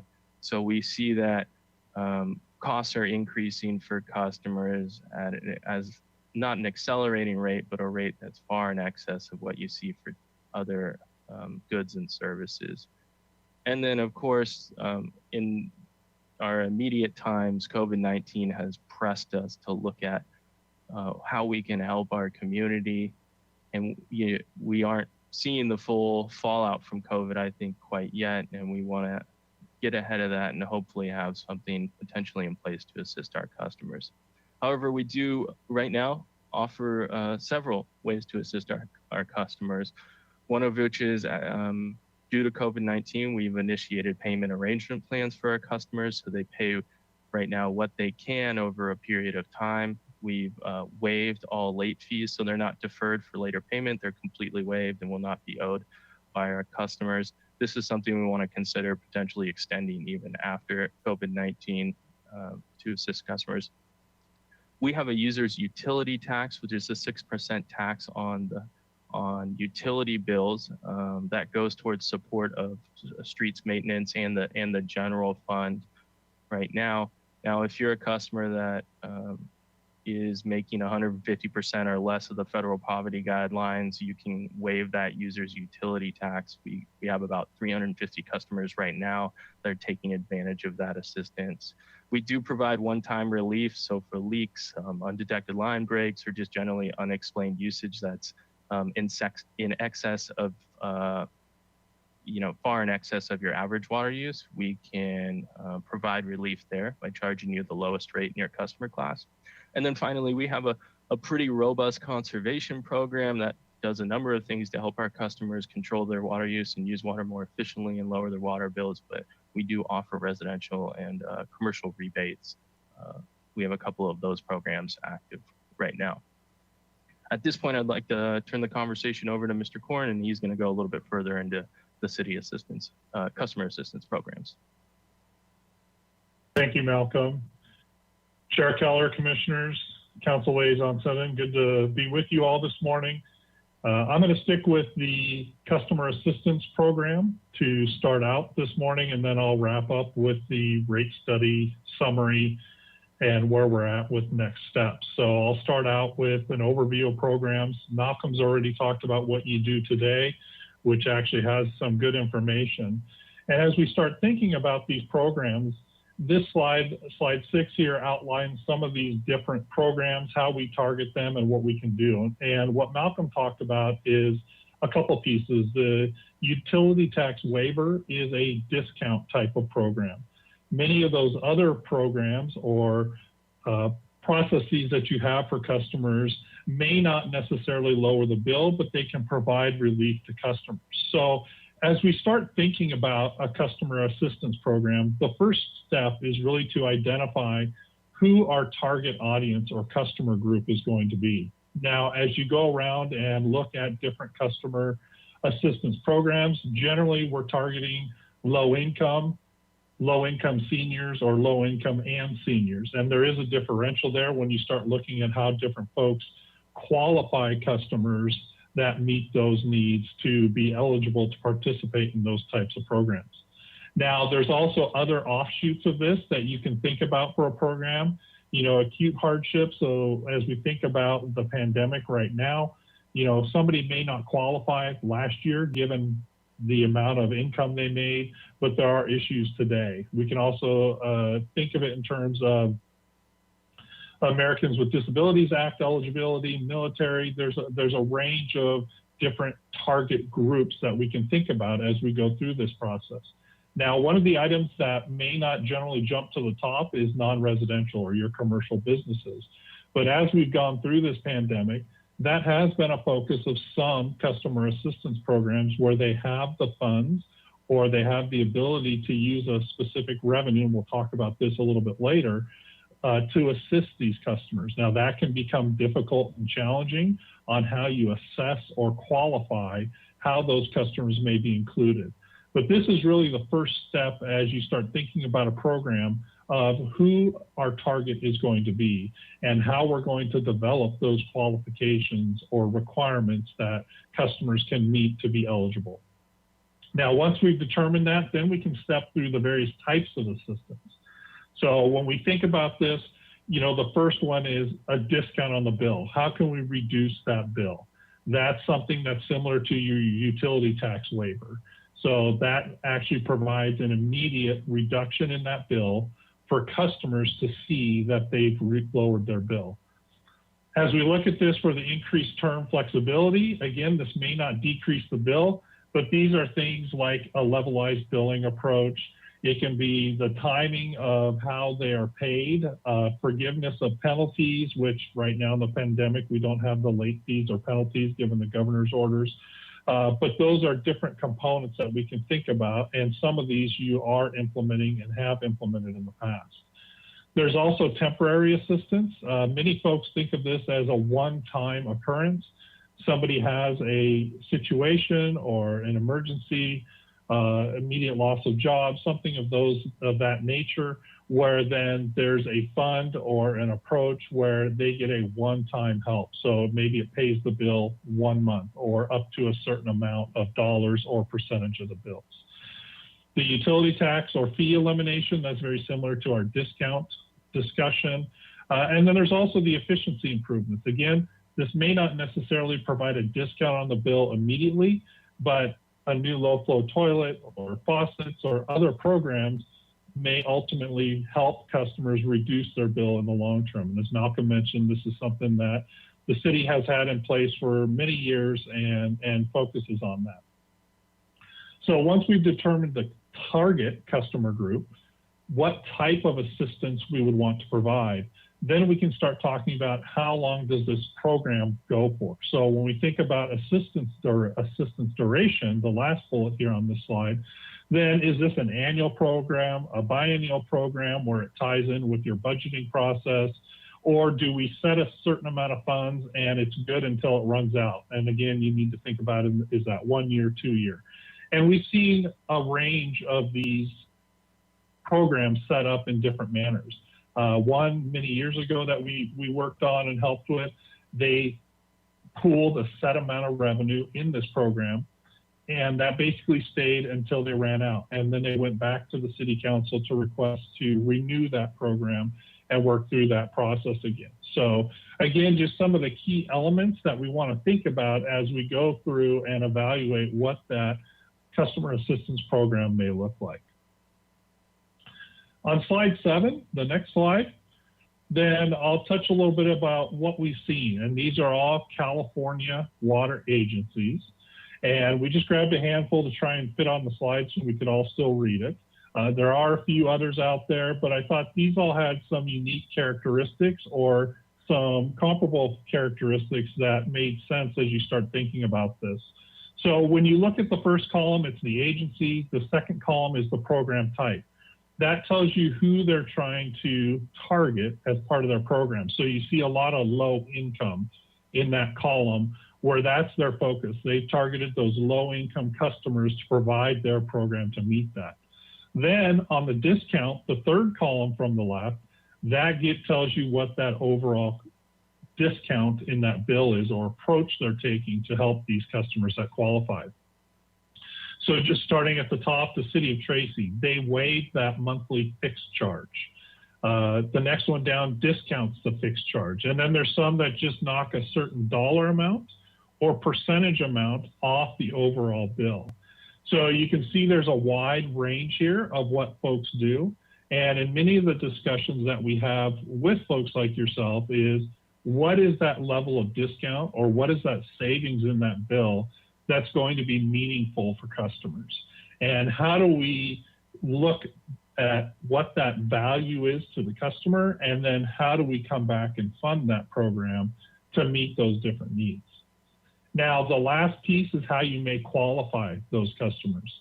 And you can see in the far right-hand column, many of these are the CARE program through PG&E. So if a customer qualifies under the CARE program for PG&E, they automatically get enrolled or can be enrolled in the city's customer assistance program. So a lot of folks do go down this path so that they are not burdened administratively with the time and cost of qualifying each of those customers as they come in. You will see a couple down there on the list that do actually internally qualify their customers. And so it just depends on that process and thinking outside the box of, are there other programs that already think about how to help these customers? And there's many. CARE is one of them. There's other community programs that may also help this as well. Yeah, I'd just like to add, Mr. Korn, what we've been looking at particularly is these discounts on the fixed charge, which makes a larger portion of a customer's bill related to volumetric water use. So they still receive the incentive to conserve very strongly, but they get a discount on the fixed portion of their bill. So that's been an enticing discount type program that we've looked at. Secondly, I just wanted to add, we did look at Mr. Korn, our neighboring agencies. What we saw that Goleta and Montecito water districts are doing a payment arrangement programs. They do a leak relief for their customers, but we didn't see that they do low income assistance. However, Carpinteria Valley Water District does offer a low income assistance program where the participant eligibility is based on the CARE eligibility. So if they can demonstrate they're in the CARE program, they get immediate assistance from Carpinteria's program. Thank you. On the next slide, we'll talk a little bit about the funding sources. Now, this is a key element and key discussion for the city, and it's very important as we start thinking about this. Given the requirements of Proposition 218, which governs the rate setting process that we have to use to establish water rates, we are unable and cannot subsidize one customer in favor of another. So we cannot take funds from customer A and give it to customer B. And so as we think about this process, we need to make sure that we stay within the requirements of Proposition 218. And so as we start looking at this process, then we need to be able to establish a funding mechanism that ultimately comes back and provides that benefit to those customers that is not being used by other customers. So when we think about this, when we think about those rate revenues, then those rate revenues are based on that cost to provide service to the customer. So rate revenues are not an eligible revenue source to provide a customer assistance program. So we have to be able to tie this back so that we are not subsidizing one customer in favor of another customer. So when we start thinking about what those available funding sources may be, then we can look at different ways. Some folks have a voluntary contribution. So this could be the roundup version, right? Your bill's $49.58. You round it up to $50. Those funds can then be used to fund this type of program.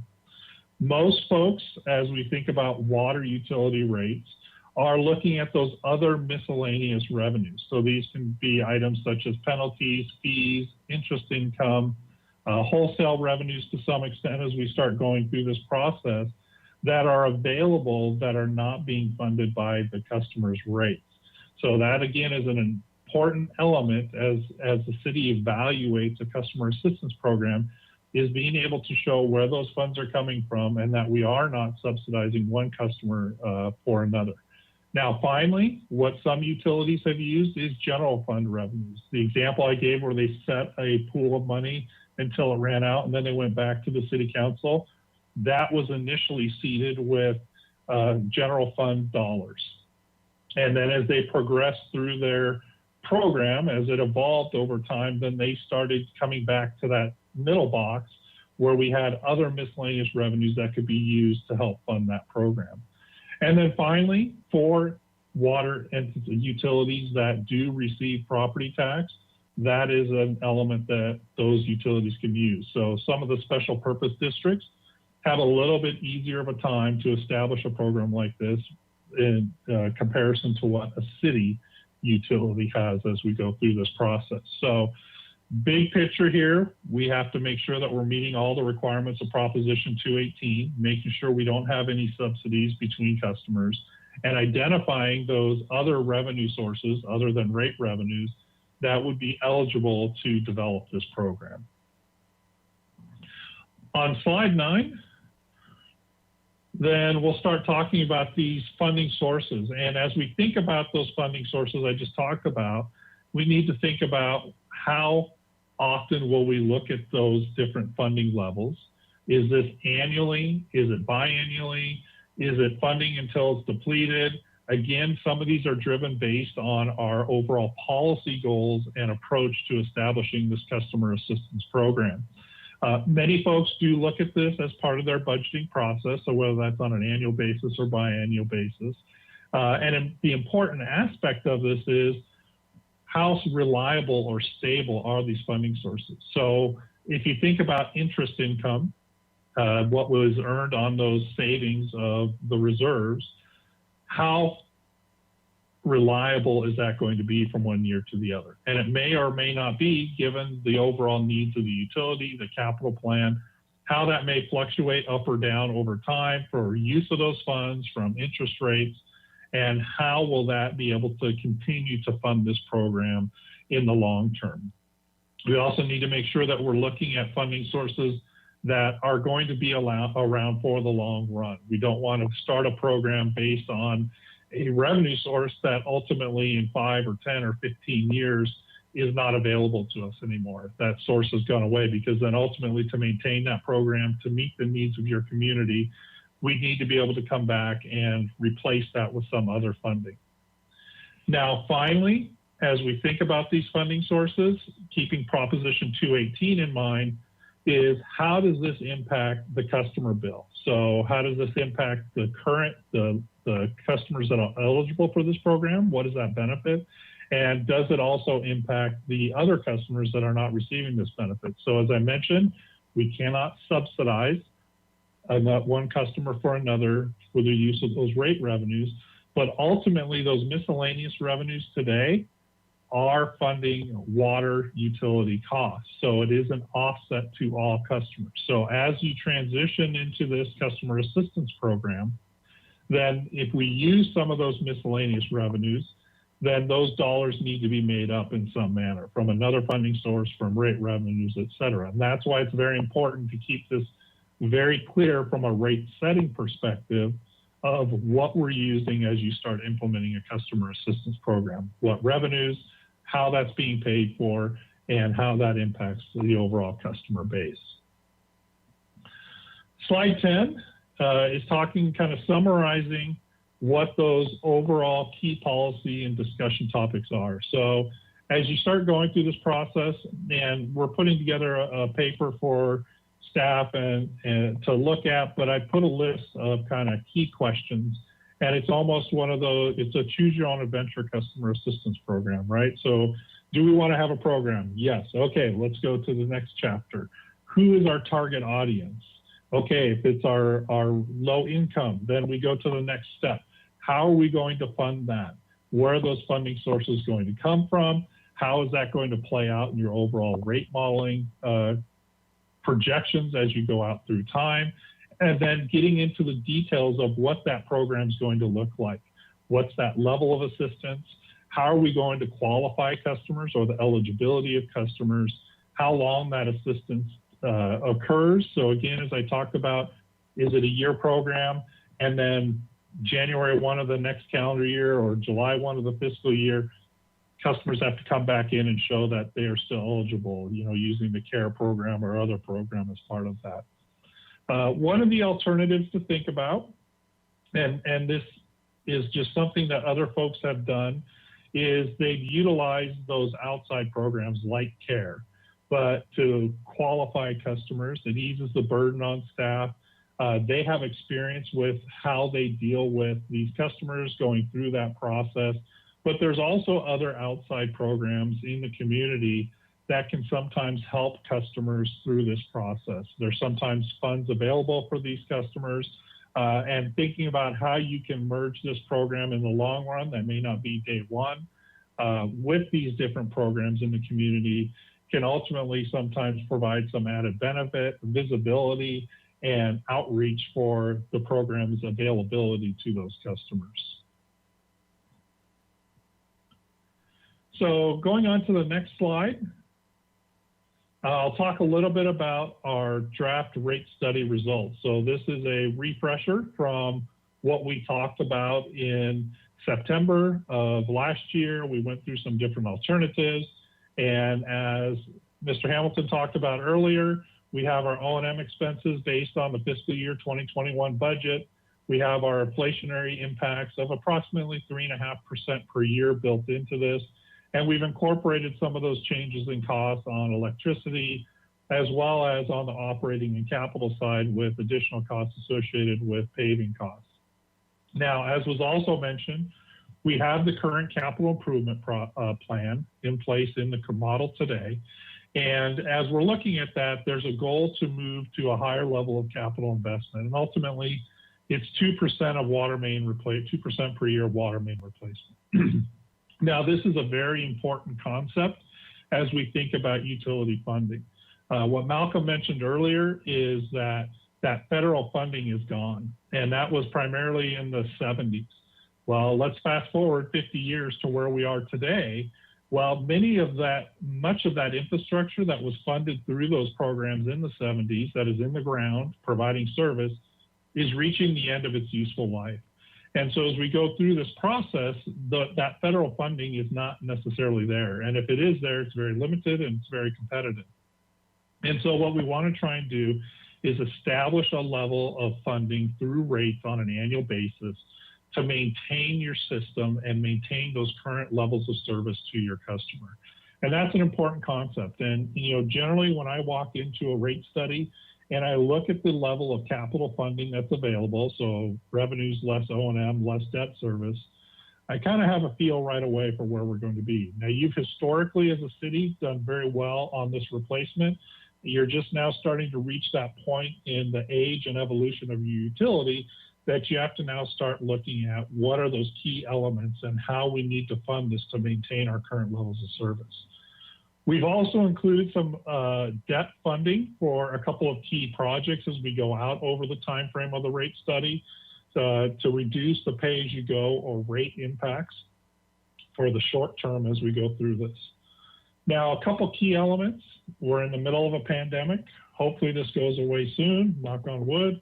But ultimately, we're maintaining no change in our short-term demands. So what we're seeing today as far as demands is what we're keeping for the next couple of years. And then we've looked back at the current studies that the city's completed on their demand projections. We're taking a conservative approach on that, but we are including those results in the development of the analysis.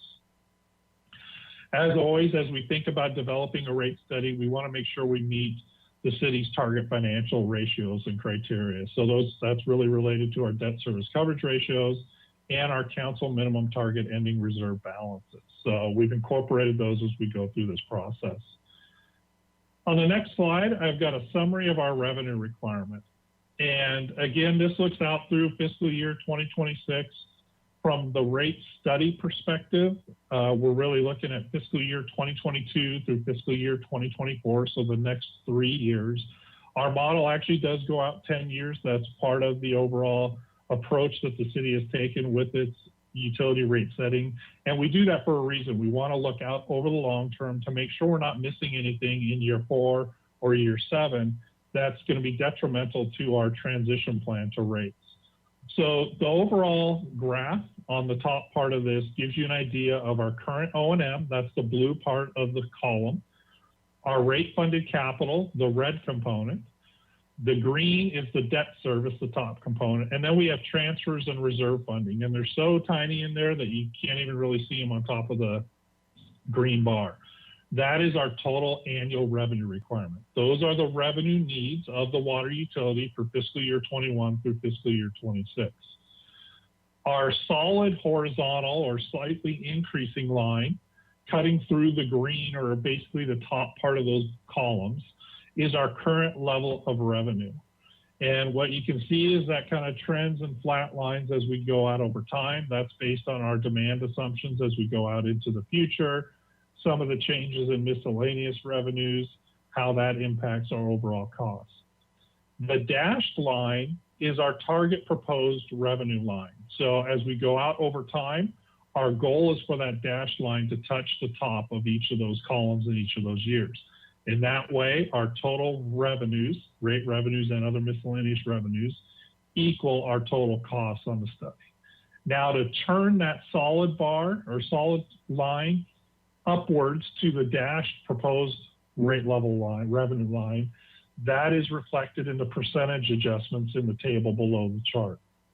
So you can see that's approximately a 5% change per year on the total rate revenue side of the picture. So we're increasing rate revenues. Now it's important to understand, this is the first part, first step of a rate study. It's the revenue requirement. It determines the size of the pie or the height of those columns for each of those years and the revenues necessary to meet these. This does not necessarily mean that each customer is going to see a 5% change in their bill, because we need to go through the cost of service analysis that proportionally and equitably allocates the cost to each customer class, and the rate design analysis, which looks at how we bill the customers, the structure and the fixed charge and the consumption charge. But right now, based on the analysis, we have our annual adjustments of 5%. And as Malcolm mentioned previously, this includes our inflationary assumptions and he talked about how those have increased over time and how those have continued to increase of about 3.5%. So that's over half of this overall adjustment that we're looking at is reflecting the change in costs that the city is incurred and projected to incur. The next slide gives us some of our criteria that we're looking at. This is the target ending reserve balance. The blue shaded area is our ending reserve balance in each fiscal year. And the dashed line is our council reserve target. So you can see as we go from end of 21 to the end of 22, we're using reserves and we bring them down to our target, and then we maintain that target over time as we go through the 5-year window and through the 3-year rate setting component of fiscal year 2022 through fiscal year 2024. The next slide also looks at our overall debt service coverage ratio. So again, remember, this is an important element. As I talked about, we are looking at some debt financing of some specific projects. So we want to make sure that we have those strong, healthy financial metrics. The line going across, that's our legally minimum target of 1.25. So we have to maintain revenues to meet that target. Now, as you can see, the blue bar or the bar to the left of each year, that's before any of the proposed rate adjustments. And as we go out over time, as if revenues don't increase and our expenses continue to increase, then we don't meet our coverage ratio. The red bar or the bar to the right ultimately gives us our overall debt service coverage after the proposed rate revenue adjustment. So again, you can see that we are exceeding our legally required minimum, which is our target, because we don't want to have any situations like you saw in the pandemic with COVID, where you have a reduction in revenues that can ultimately impact your overall debt service coverage ratio. So finally, on the next slide is our next steps. As we go through this, we'd love to hear what the commissioners have to say on the customer assistance program, discussions, funding sources, duration, et cetera. And then ultimately, based on that feedback and input, we'll be back in front of you on February 18 of this coming month here, in just under a month, to talk about the cost of service analysis and rates, what that's looking like as part of this process, bring that cost service aspect in front of you, walk through that, and then talk about how this funding level of an expanded customer assistance program was going to fit into that process and overall rate projections. Yeah, thank you, Mr. Corn. And just to add, we believe we'll be back to Water Commission as well for final rate recommendations in March. We will be going to the city's finance committee about a month after that in April. There'll be a 45-day noticing period where we send out our Proposition 218 notice to our customers, and ultimately bringing a public hearing to City Council in about mid-June for final adoptions, with rates to go into effect July 1 of this year. Thank you. We'd be happy to answer any questions. Okay, thank you very much. Commissioner Cooney? Yeah, I actually have a question about your slide that had the different cities, like reduction for low income or whatever, sort of comparing them. Is it possible, and I'm sorry because I think it's possible, but it might be a pain. Is it possible to have those compared more apples to apples in terms of like, can we have maybe like one or two test cases as a, like, this is a standard average, median, mean, you know, whatever you choose, bill in Santa Barbara, and how each of those cities would impact the bill for the user?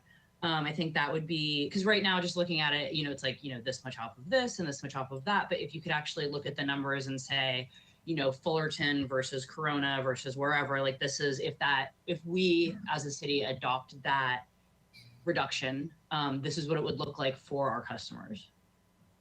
Commissioner Cooney, I think that's a great question, and one I've had as well, which is, as you know, it's uniquely expensive to live in Santa Barbara, and so would the equivalent SCE CARES package that maybe applies to someone living in Santa Clarita, would that, you know, someone here can't live on that income? And so I think that's some of the questions that we're going to need to probe, and that's exactly kind of the feedback we want to get going, because I think we need to dig into it more, and I guess want to know more of where these questions like this, where the Water Commission wants us to kind of go with that. Thank you. Thanks. Thank you.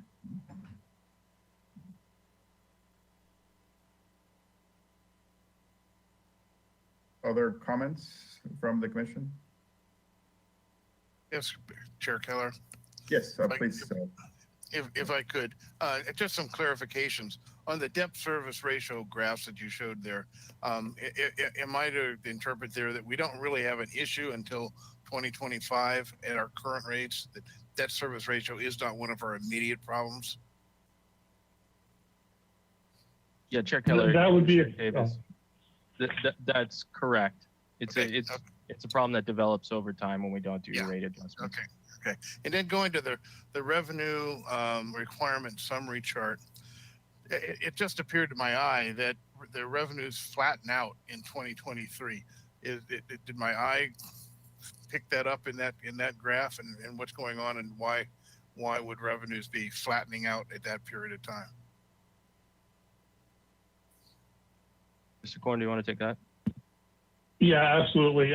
Great question. Your eyes aren't deceiving you, Commissioner Davis. There is a flattening out. Part of that is as we transition in our other revenues, there's a little bit of a blip just based on the overall total budgeted miscellaneous revenue. And so part of that is bringing in the Montecito Water Service Agreement and how that transitions in, and then it basically flatlines over that time frame. Okay, great. And I would then also assume that you talked a lot about the fact that we had this federal assistance back in the 70s, being positive about it. If there really is a federal infrastructure plan or week some point in time, and there is an infusion in the next couple of years of federal dollars, that essentially would then grow that graph from there in terms of how that would happen. Yep. I think that's a correct statement, if I understand you. Yes. Okay. Yeah. Okay. And then just lastly, because I kind of got lost in the CARE program, because who would be income qualifying the folks that would be coming in the door? Yeah, what most folks do, Commissioner Davis, is that if they qualify for, in this case, PG&E or Southern Cal Edison's CARE program, then they get some documentation, and then they could bring that to the city and say, look, we qualify under PG&E or Southern Cal Edison, and so we would apply under yours. So the CARE program doesn't set the discount or program. It just is a qualification approach that you could then utilize to minimize, the administrative burden of looking at every customer that wants to come in the door for this. And that was my question, that we'd actually be relying upon qualifications from those other utilities. Okay, great. Thank you so much. Exactly. And I apologize if I missed this in the presentation. I think one of the other challenges is, we do unfortunately still have a lot of multifamily that do not have a water bill. And so how exactly do we provide assistance? And I know to that end, Mr. Korn, did you find what other agencies are doing to provide some parity or to do anything related to those living in apartments? Unfortunately, there are not a lot of programs, and that's a great question. And it's actually an industry question that's been going on for a couple of years. The American Water Works Association Research Foundation actually did a paper on this called Hard to Reach. And that was the focus, was these multifamily customers that don't actually receive a bill from the utility. They ultimately pay it through their rent. And that's the challenge. There are a couple of programs that folks use, and we can look into that and pull that together as part of this to give you some ideas of what that may look like. It's hard because they're not the customer of the city. The landlord or the owner of the building or whoever it is ultimately paying that bill. And so giving them a credit or discount is challenging because we need to figure out that direct path to get it to that benefit to that customer. So that's a great question, and that's something we can dig into a little bit more and provide some information back to staff, the commission, and council.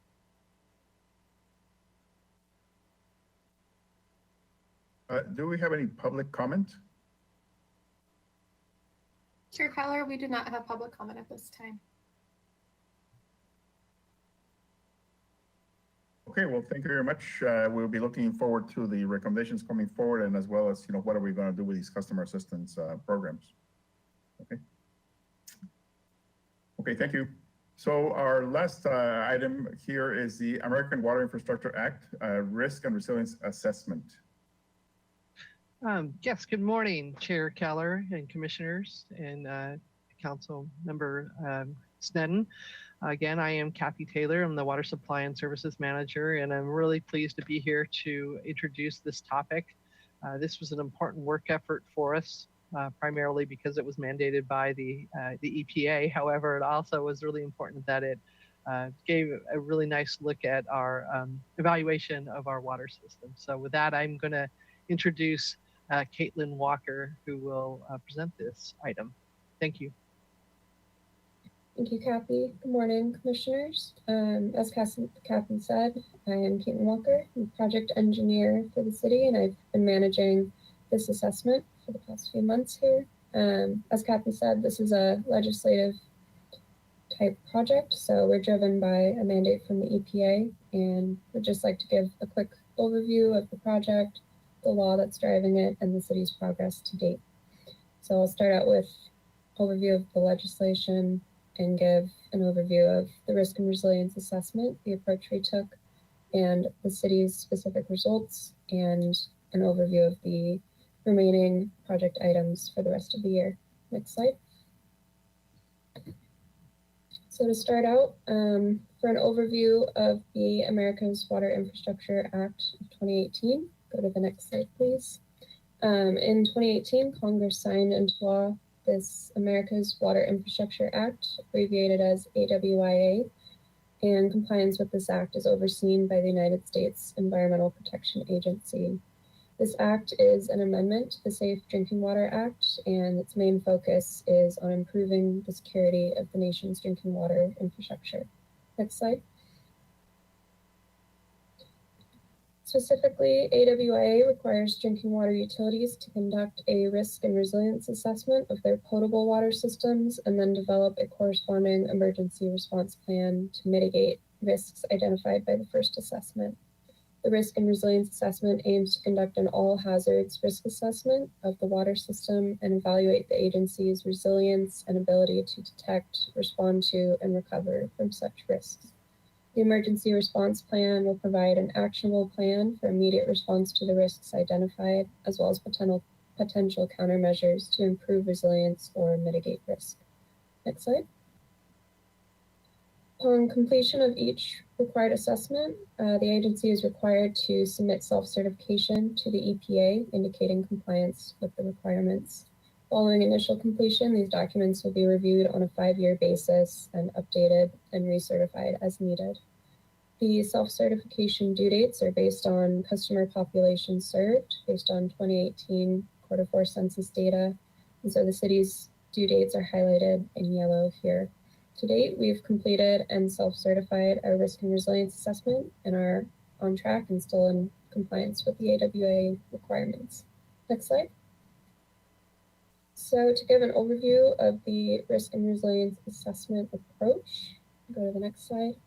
To conduct this risk and resilience assessment, the city worked with a consultant to identify critical assets whose outage would result in prolonged customer water service outages.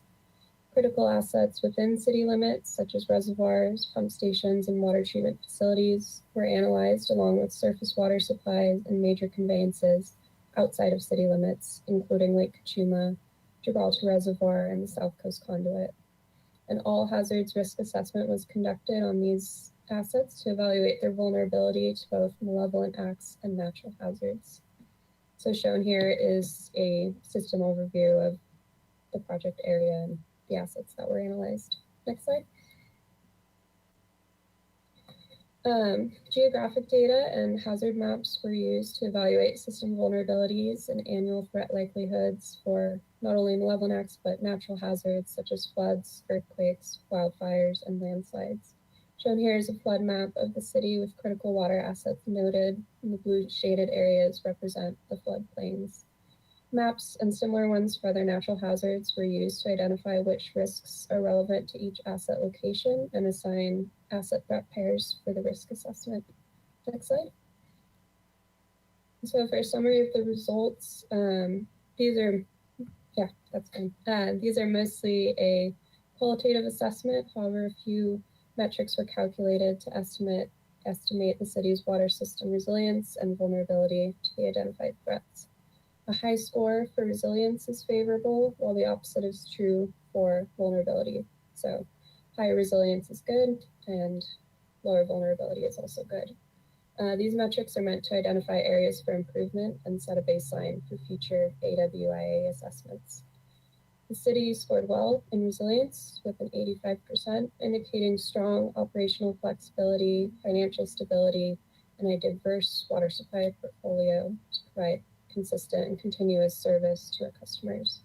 The city also scored well in vulnerability, indicating an annual commitment of resources to proactive asset management and emergency training. I'd like to draw attention to the discrepancy between the vulnerability scores for malevolent acts and natural hazards.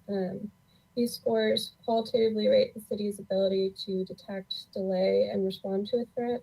And while we're well prepared to act in the event of a natural hazard due to the annual likelihood of these threats for our geographic location and our past experience responding to such emergencies, for malevolent acts, this is an ongoing effort to integrate security countermeasures into our capital improvement programming. Areas of improvement have been identified in the past as a result of the 2002 Bioterrorism Preparedness and Response Act, and we'll expand further upon these recommendations in that assessment in the upcoming emergency response plan exercise to identify specific countermeasures and work to improve these metrics. Next slide, please. And so to continue with the remaining portion of the project, next slide. We have a tentative project schedule. And so to date, we've completed the first risk and resilient assessment requirement. We completed this last month and submitted it to the EPA.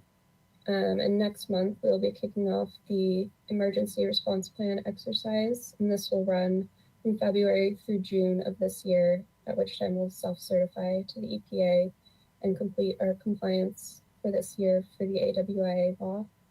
The consultant will continue assisting us through completion of the emergency response plan and the training, which will conclude with training of city staff on the methodology and procedures needed to conduct the 5-year review internally for future assessments. And this will continue indefinitely for the duration of AWIA law being in place, and will adjust as needed depending on how the law progresses.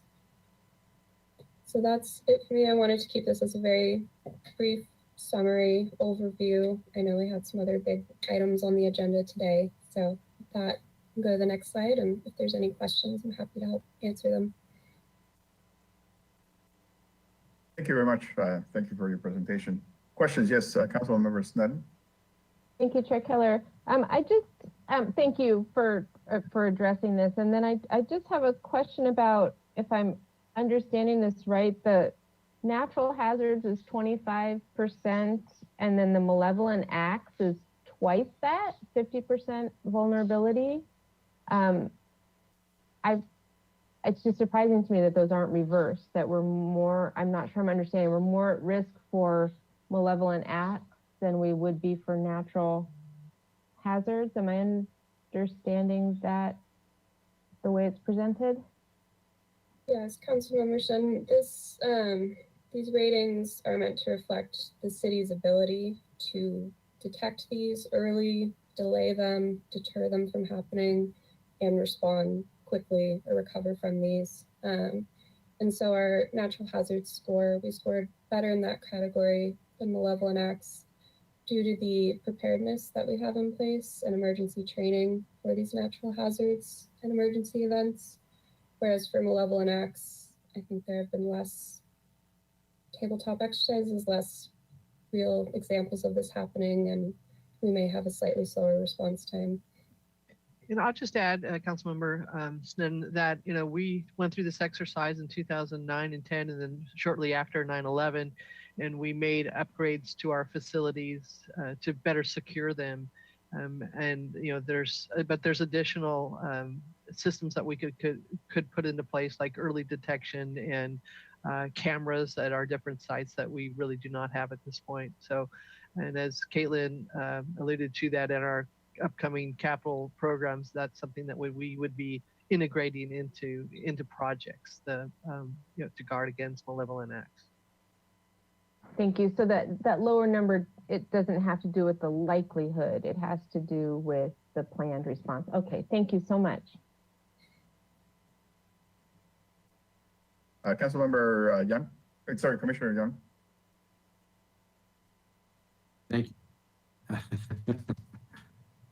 No, that's not in the making, Chair Keller. But thank you for that question, because that was something that popped into my mind about that, the percentage. But when I first read the staff report, the question just leaped out at me. The Montecito mud flow disaster that we had. Do we have a similar risk within the city with a mud flow scenario that could impact and take out any of our water system assets? I'll answer that one, Caitlin. Chair Keller and Commissioner Young. Yeah, with the city's topography, as you know, we are susceptible to mudslides, but I think, the facilities that are most at risk are the ones that are crossing our major creeks like Mission Creek. And the one facility that stands out to me is the South Coast Conduit. Any damage to that would be significant. And yes, they are at risk. And while I want to say that the Montecito debris flow was unique and the perfect storm with the heat, the severe heat from the fire that came and plasticized the soils and then left the rocks just primed for a debris flow. And it was a really unique situation, but it is a possibility, yes, But the most at risk would be our water mains that are at our creek crossings. So is this something that's going to be looked at in this risk assessment? Caitlin? Yes, so the risk assessment does talk about and has some discussion on Thomas Fire, subsequent debris flows. We categorize some critical pipelines, but as Kathy said, the main critical pipeline that would be susceptible would be the South Coast Conduit. And yeah, susceptibility to debris flows is discussed in the report, but is not discussed as its own landslide hazard. It's discussed as a combination of a flooding event and a fire event. Chair Keller, Commissioner Young, just to kind of add to that, because I have spent some time obviously with the Montecito mudslides, thinking about how that would impact our community. And I do believe we do have certainly a much more diverse water supply portfolio than Montecito has. Not to say that it wouldn't be difficult and cause significant damage, but where their system was cut in many pieces when those debris flows come down. Our biggest threat, as Ms. Taylor said, is Mission Canyon. But with that, we have supplies on both sides of Mission Canyon. So what we would do is isolate. If we were to lose those connections across Mission Creek, we could isolate those, and we truly have supplies on both sides. We have groundwater wells and desal on what we call the east side of the creek, and we have Cater and some wells on the west side. So we have the ability in that case to isolate and get the system back up and running. Not to say it's going to happen overnight, but when it comes to the resilience of our particular distribution system, I think we're in a much better spot. And in particular, where the South Coast Conduit crosses, yes, that's important to a portion of our community, but we have workarounds for that Montecito does not. And the only thing that I can add to that. How about Sycamore Canyon? Likewise, there are Sycamore connections Canyon? that we have various connections across Mission Canyon, and it depends again where that happens as to our response. But we have connections in the lower downtown area that we could get around Sycamore Creek, but it has probably a similar threat. Again, a much different watershed. It's probably more in line with kind of Carpinteria's area than it is with Montecito's, where there was literally no place for it to run out. So a very perfect storm, I think, as we put it. And I think it's challenged. One of the things, I don't know if we said it here, there's a lot to this report. We self-certify because of the vulnerable information that's in this. I think there's a lot we could get into in more detail, but I think by doing so, you kind of expose the city to vulnerabilities that I don't think we want to publicly talk about. This document, as described to the EPA, was intended to be kind of a process that we go through. We keep this information tight and close to us. And I think my point in wanting to put on the agenda is to let the public and commission know that we are giving this due attention. We are working on identifying these vulnerabilities, and to the extent of which we feel like some of the information is public, we certainly want to talk about it. I think your questions are great, and we can certainly make sure that those aren't, I think they're already addressed, but they are in the report, and in particular in our planning efforts that we're going to be working on next. Thank you. Thank you. Other questions or comments? And do we have any public comment? Chair Keller, we do not have public comment at this time. Okay. Okay, well, thank you very much for the presentation. It's brief, but it's instructive. Thank you. Thank you. So we're going to be moving on to our last item, which is the Water Resources Manager's Report. Mr. Hagmer. Chair Keller, Joshua Hagmark, Acting Public Works Director. And with that, I'd like to introduce the Acting Water Resources Manager, Amanda Flessy, who has taken over.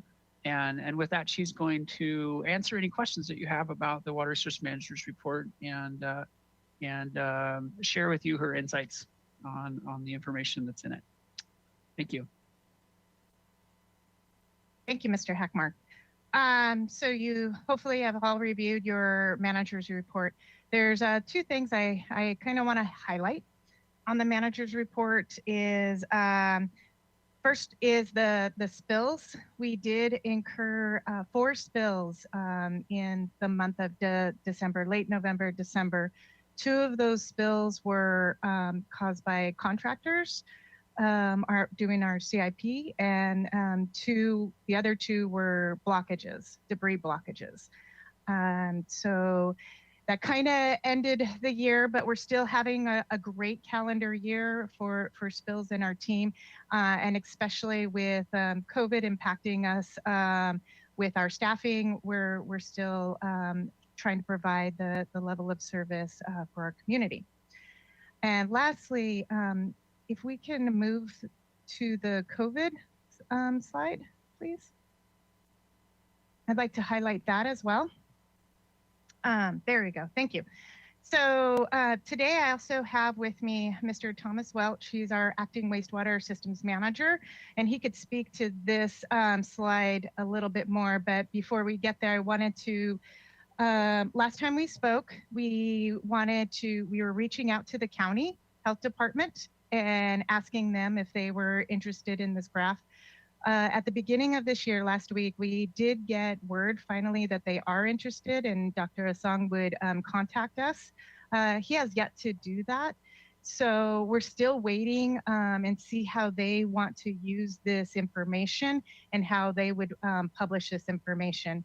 So for now, we are publishing it with our manager's report, unless Dr. Asong's going to use this graph and probably publish it with his information.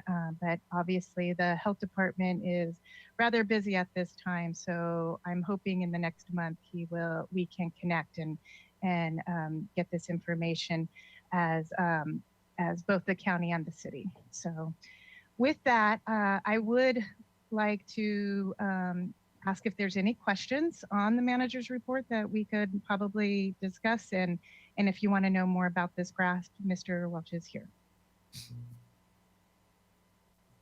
Commissioner Davis? Yes, just a comment. The last time we saw this, I think we were looking at a graph that was a hockey stick type graph like this, and we were at 90,000 copies per liter on the COVID measurement. And it just absolutely blew me away to see that we're approaching 500,000. So the graph itself, in terms of the y-axis, it's just exploded from where we saw it last time. So thank you for the information. Thank you for monitoring it. And I hope public health does pick it up. So thank you. Yes, thank you very much. Yeah, quite interesting. I mean, last time we talked, it was going down, and we were all like, why is it going down? And it was just a little blip there because, in fact, it shut up right after that, which is what, unfortunately, we expected. But yeah, thank you. Very helpful. I think it's useful. It's just that I think they're overwhelmed by the caseload, and so right now they just don't have much to do with it. Yeah. So it'll be interesting when we get to see the downfall later on. Other questions? Any other comments on the manager's report? And by the way, welcome Ms. Fleece as Acting Water Resources Management. Thank you, Chair Keller. Chair Keller, we do have public comment. Yes, thank you. Anna Marie Gott, let me unmute you. Okay, you have 2 minutes.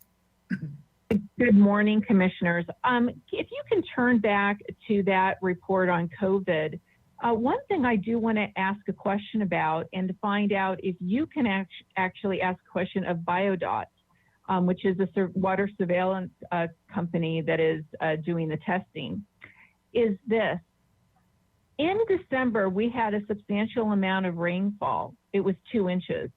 The city is well aware that people have actually hooked up commercial and residential units with stormwater that drains directly into the sewer system. And that water would actually dilute any of the COVID RNA that you would actually find in the traditional wastewater sampling. So I think that you need to ask that question to find out, one, is Biodot aware of that? How much additional water the city actually detected in the wastewater treatment during the rainy period? And what Biodot is going to do to go ahead and normalize those test results, because they should have developed a methodology in which to ensure that you would not see dips like this. And they may have developed that for other cities. They may not know to what extent in the city of Santa Barbara the testing would be affected and their results affected in any studies that they're going to be releasing. The next thing I just wanted to make a comment on is that this information should have been presented beginning in April, and it should have actually been put out to the public, and the public should have known about this, and the public health department should have been using this information as a tool to make decisions on opening and closing with regards to businesses in Santa Barbara. Thank you. Okay, thank you for the comment. I think, I think the lab does the analysis. I work with the lab. I'm a lab myself. And so we do the analysis and then there's the interpretation. But I think it's a really great comment that the data should be normalized by the flow. So that way we could have the graph of what the data comes out here and then normalize the results due to the flow rates that the wastewater treatment plant may see. And that would give us perhaps the explanation, for example, that dip that we may have seen, if that in fact increased flows through that moment. But yeah. Thank you. Sure, Keller. And I agree that we should, I wish we had been able to use this information. Unfortunately, early in April, we had the data. It was very early on and difficult really to trust it because we didn't have as good testing as we had now. But yeah. Chair Keller, I can speak to a couple of the issues raised. The samples that we do collect are composited, so it's not a grab sample. So it's a 24-hour period. So the impact of rain is prevalent, could be an impact there. The lab we're actually not using BioBot labs anymore. We're using another lab called Source Molecular. And like you said, they're providing us solely with the concentration of the RNA of the virus. There's currently no standardized method of extrapolating cases to virus copies. We're not sure. There's a lot of things going on in public health and how the virus gets carried into the wastewater, but it is an interesting trend, and it does show the number of virus copies in the wastewater. It doesn't exactly correlate to case counts. And lastly, unfortunately, it does take about a week for these numbers to get produced and sent back to us from the lab. So it is a challenge to get this data quickly to public health to be able to make decisions. You're looking at a week-old data. Chair Keller, I'd also like information. Yeah. Yes, I'd also like to add, Chair Keller, that we have reached out to the public health, and we did reach out to the public health back in April. They did not respond to us, and so we reached out again in November when we did see it spiking once more. And so just in January, they finally reached back out to us and said they were interested, and still need to coordinate. You know, the county health department is going through a lot right now, and so they're probably really busy with the vaccinations and everything else. So this is good information on trending, but it's really hard to pull out the amount of cases, as Thomas Welch just said. So it's a good trending tool. Thank you. Any other questions or comments on the manager's report from the commissioners or Councilmember Sneddon?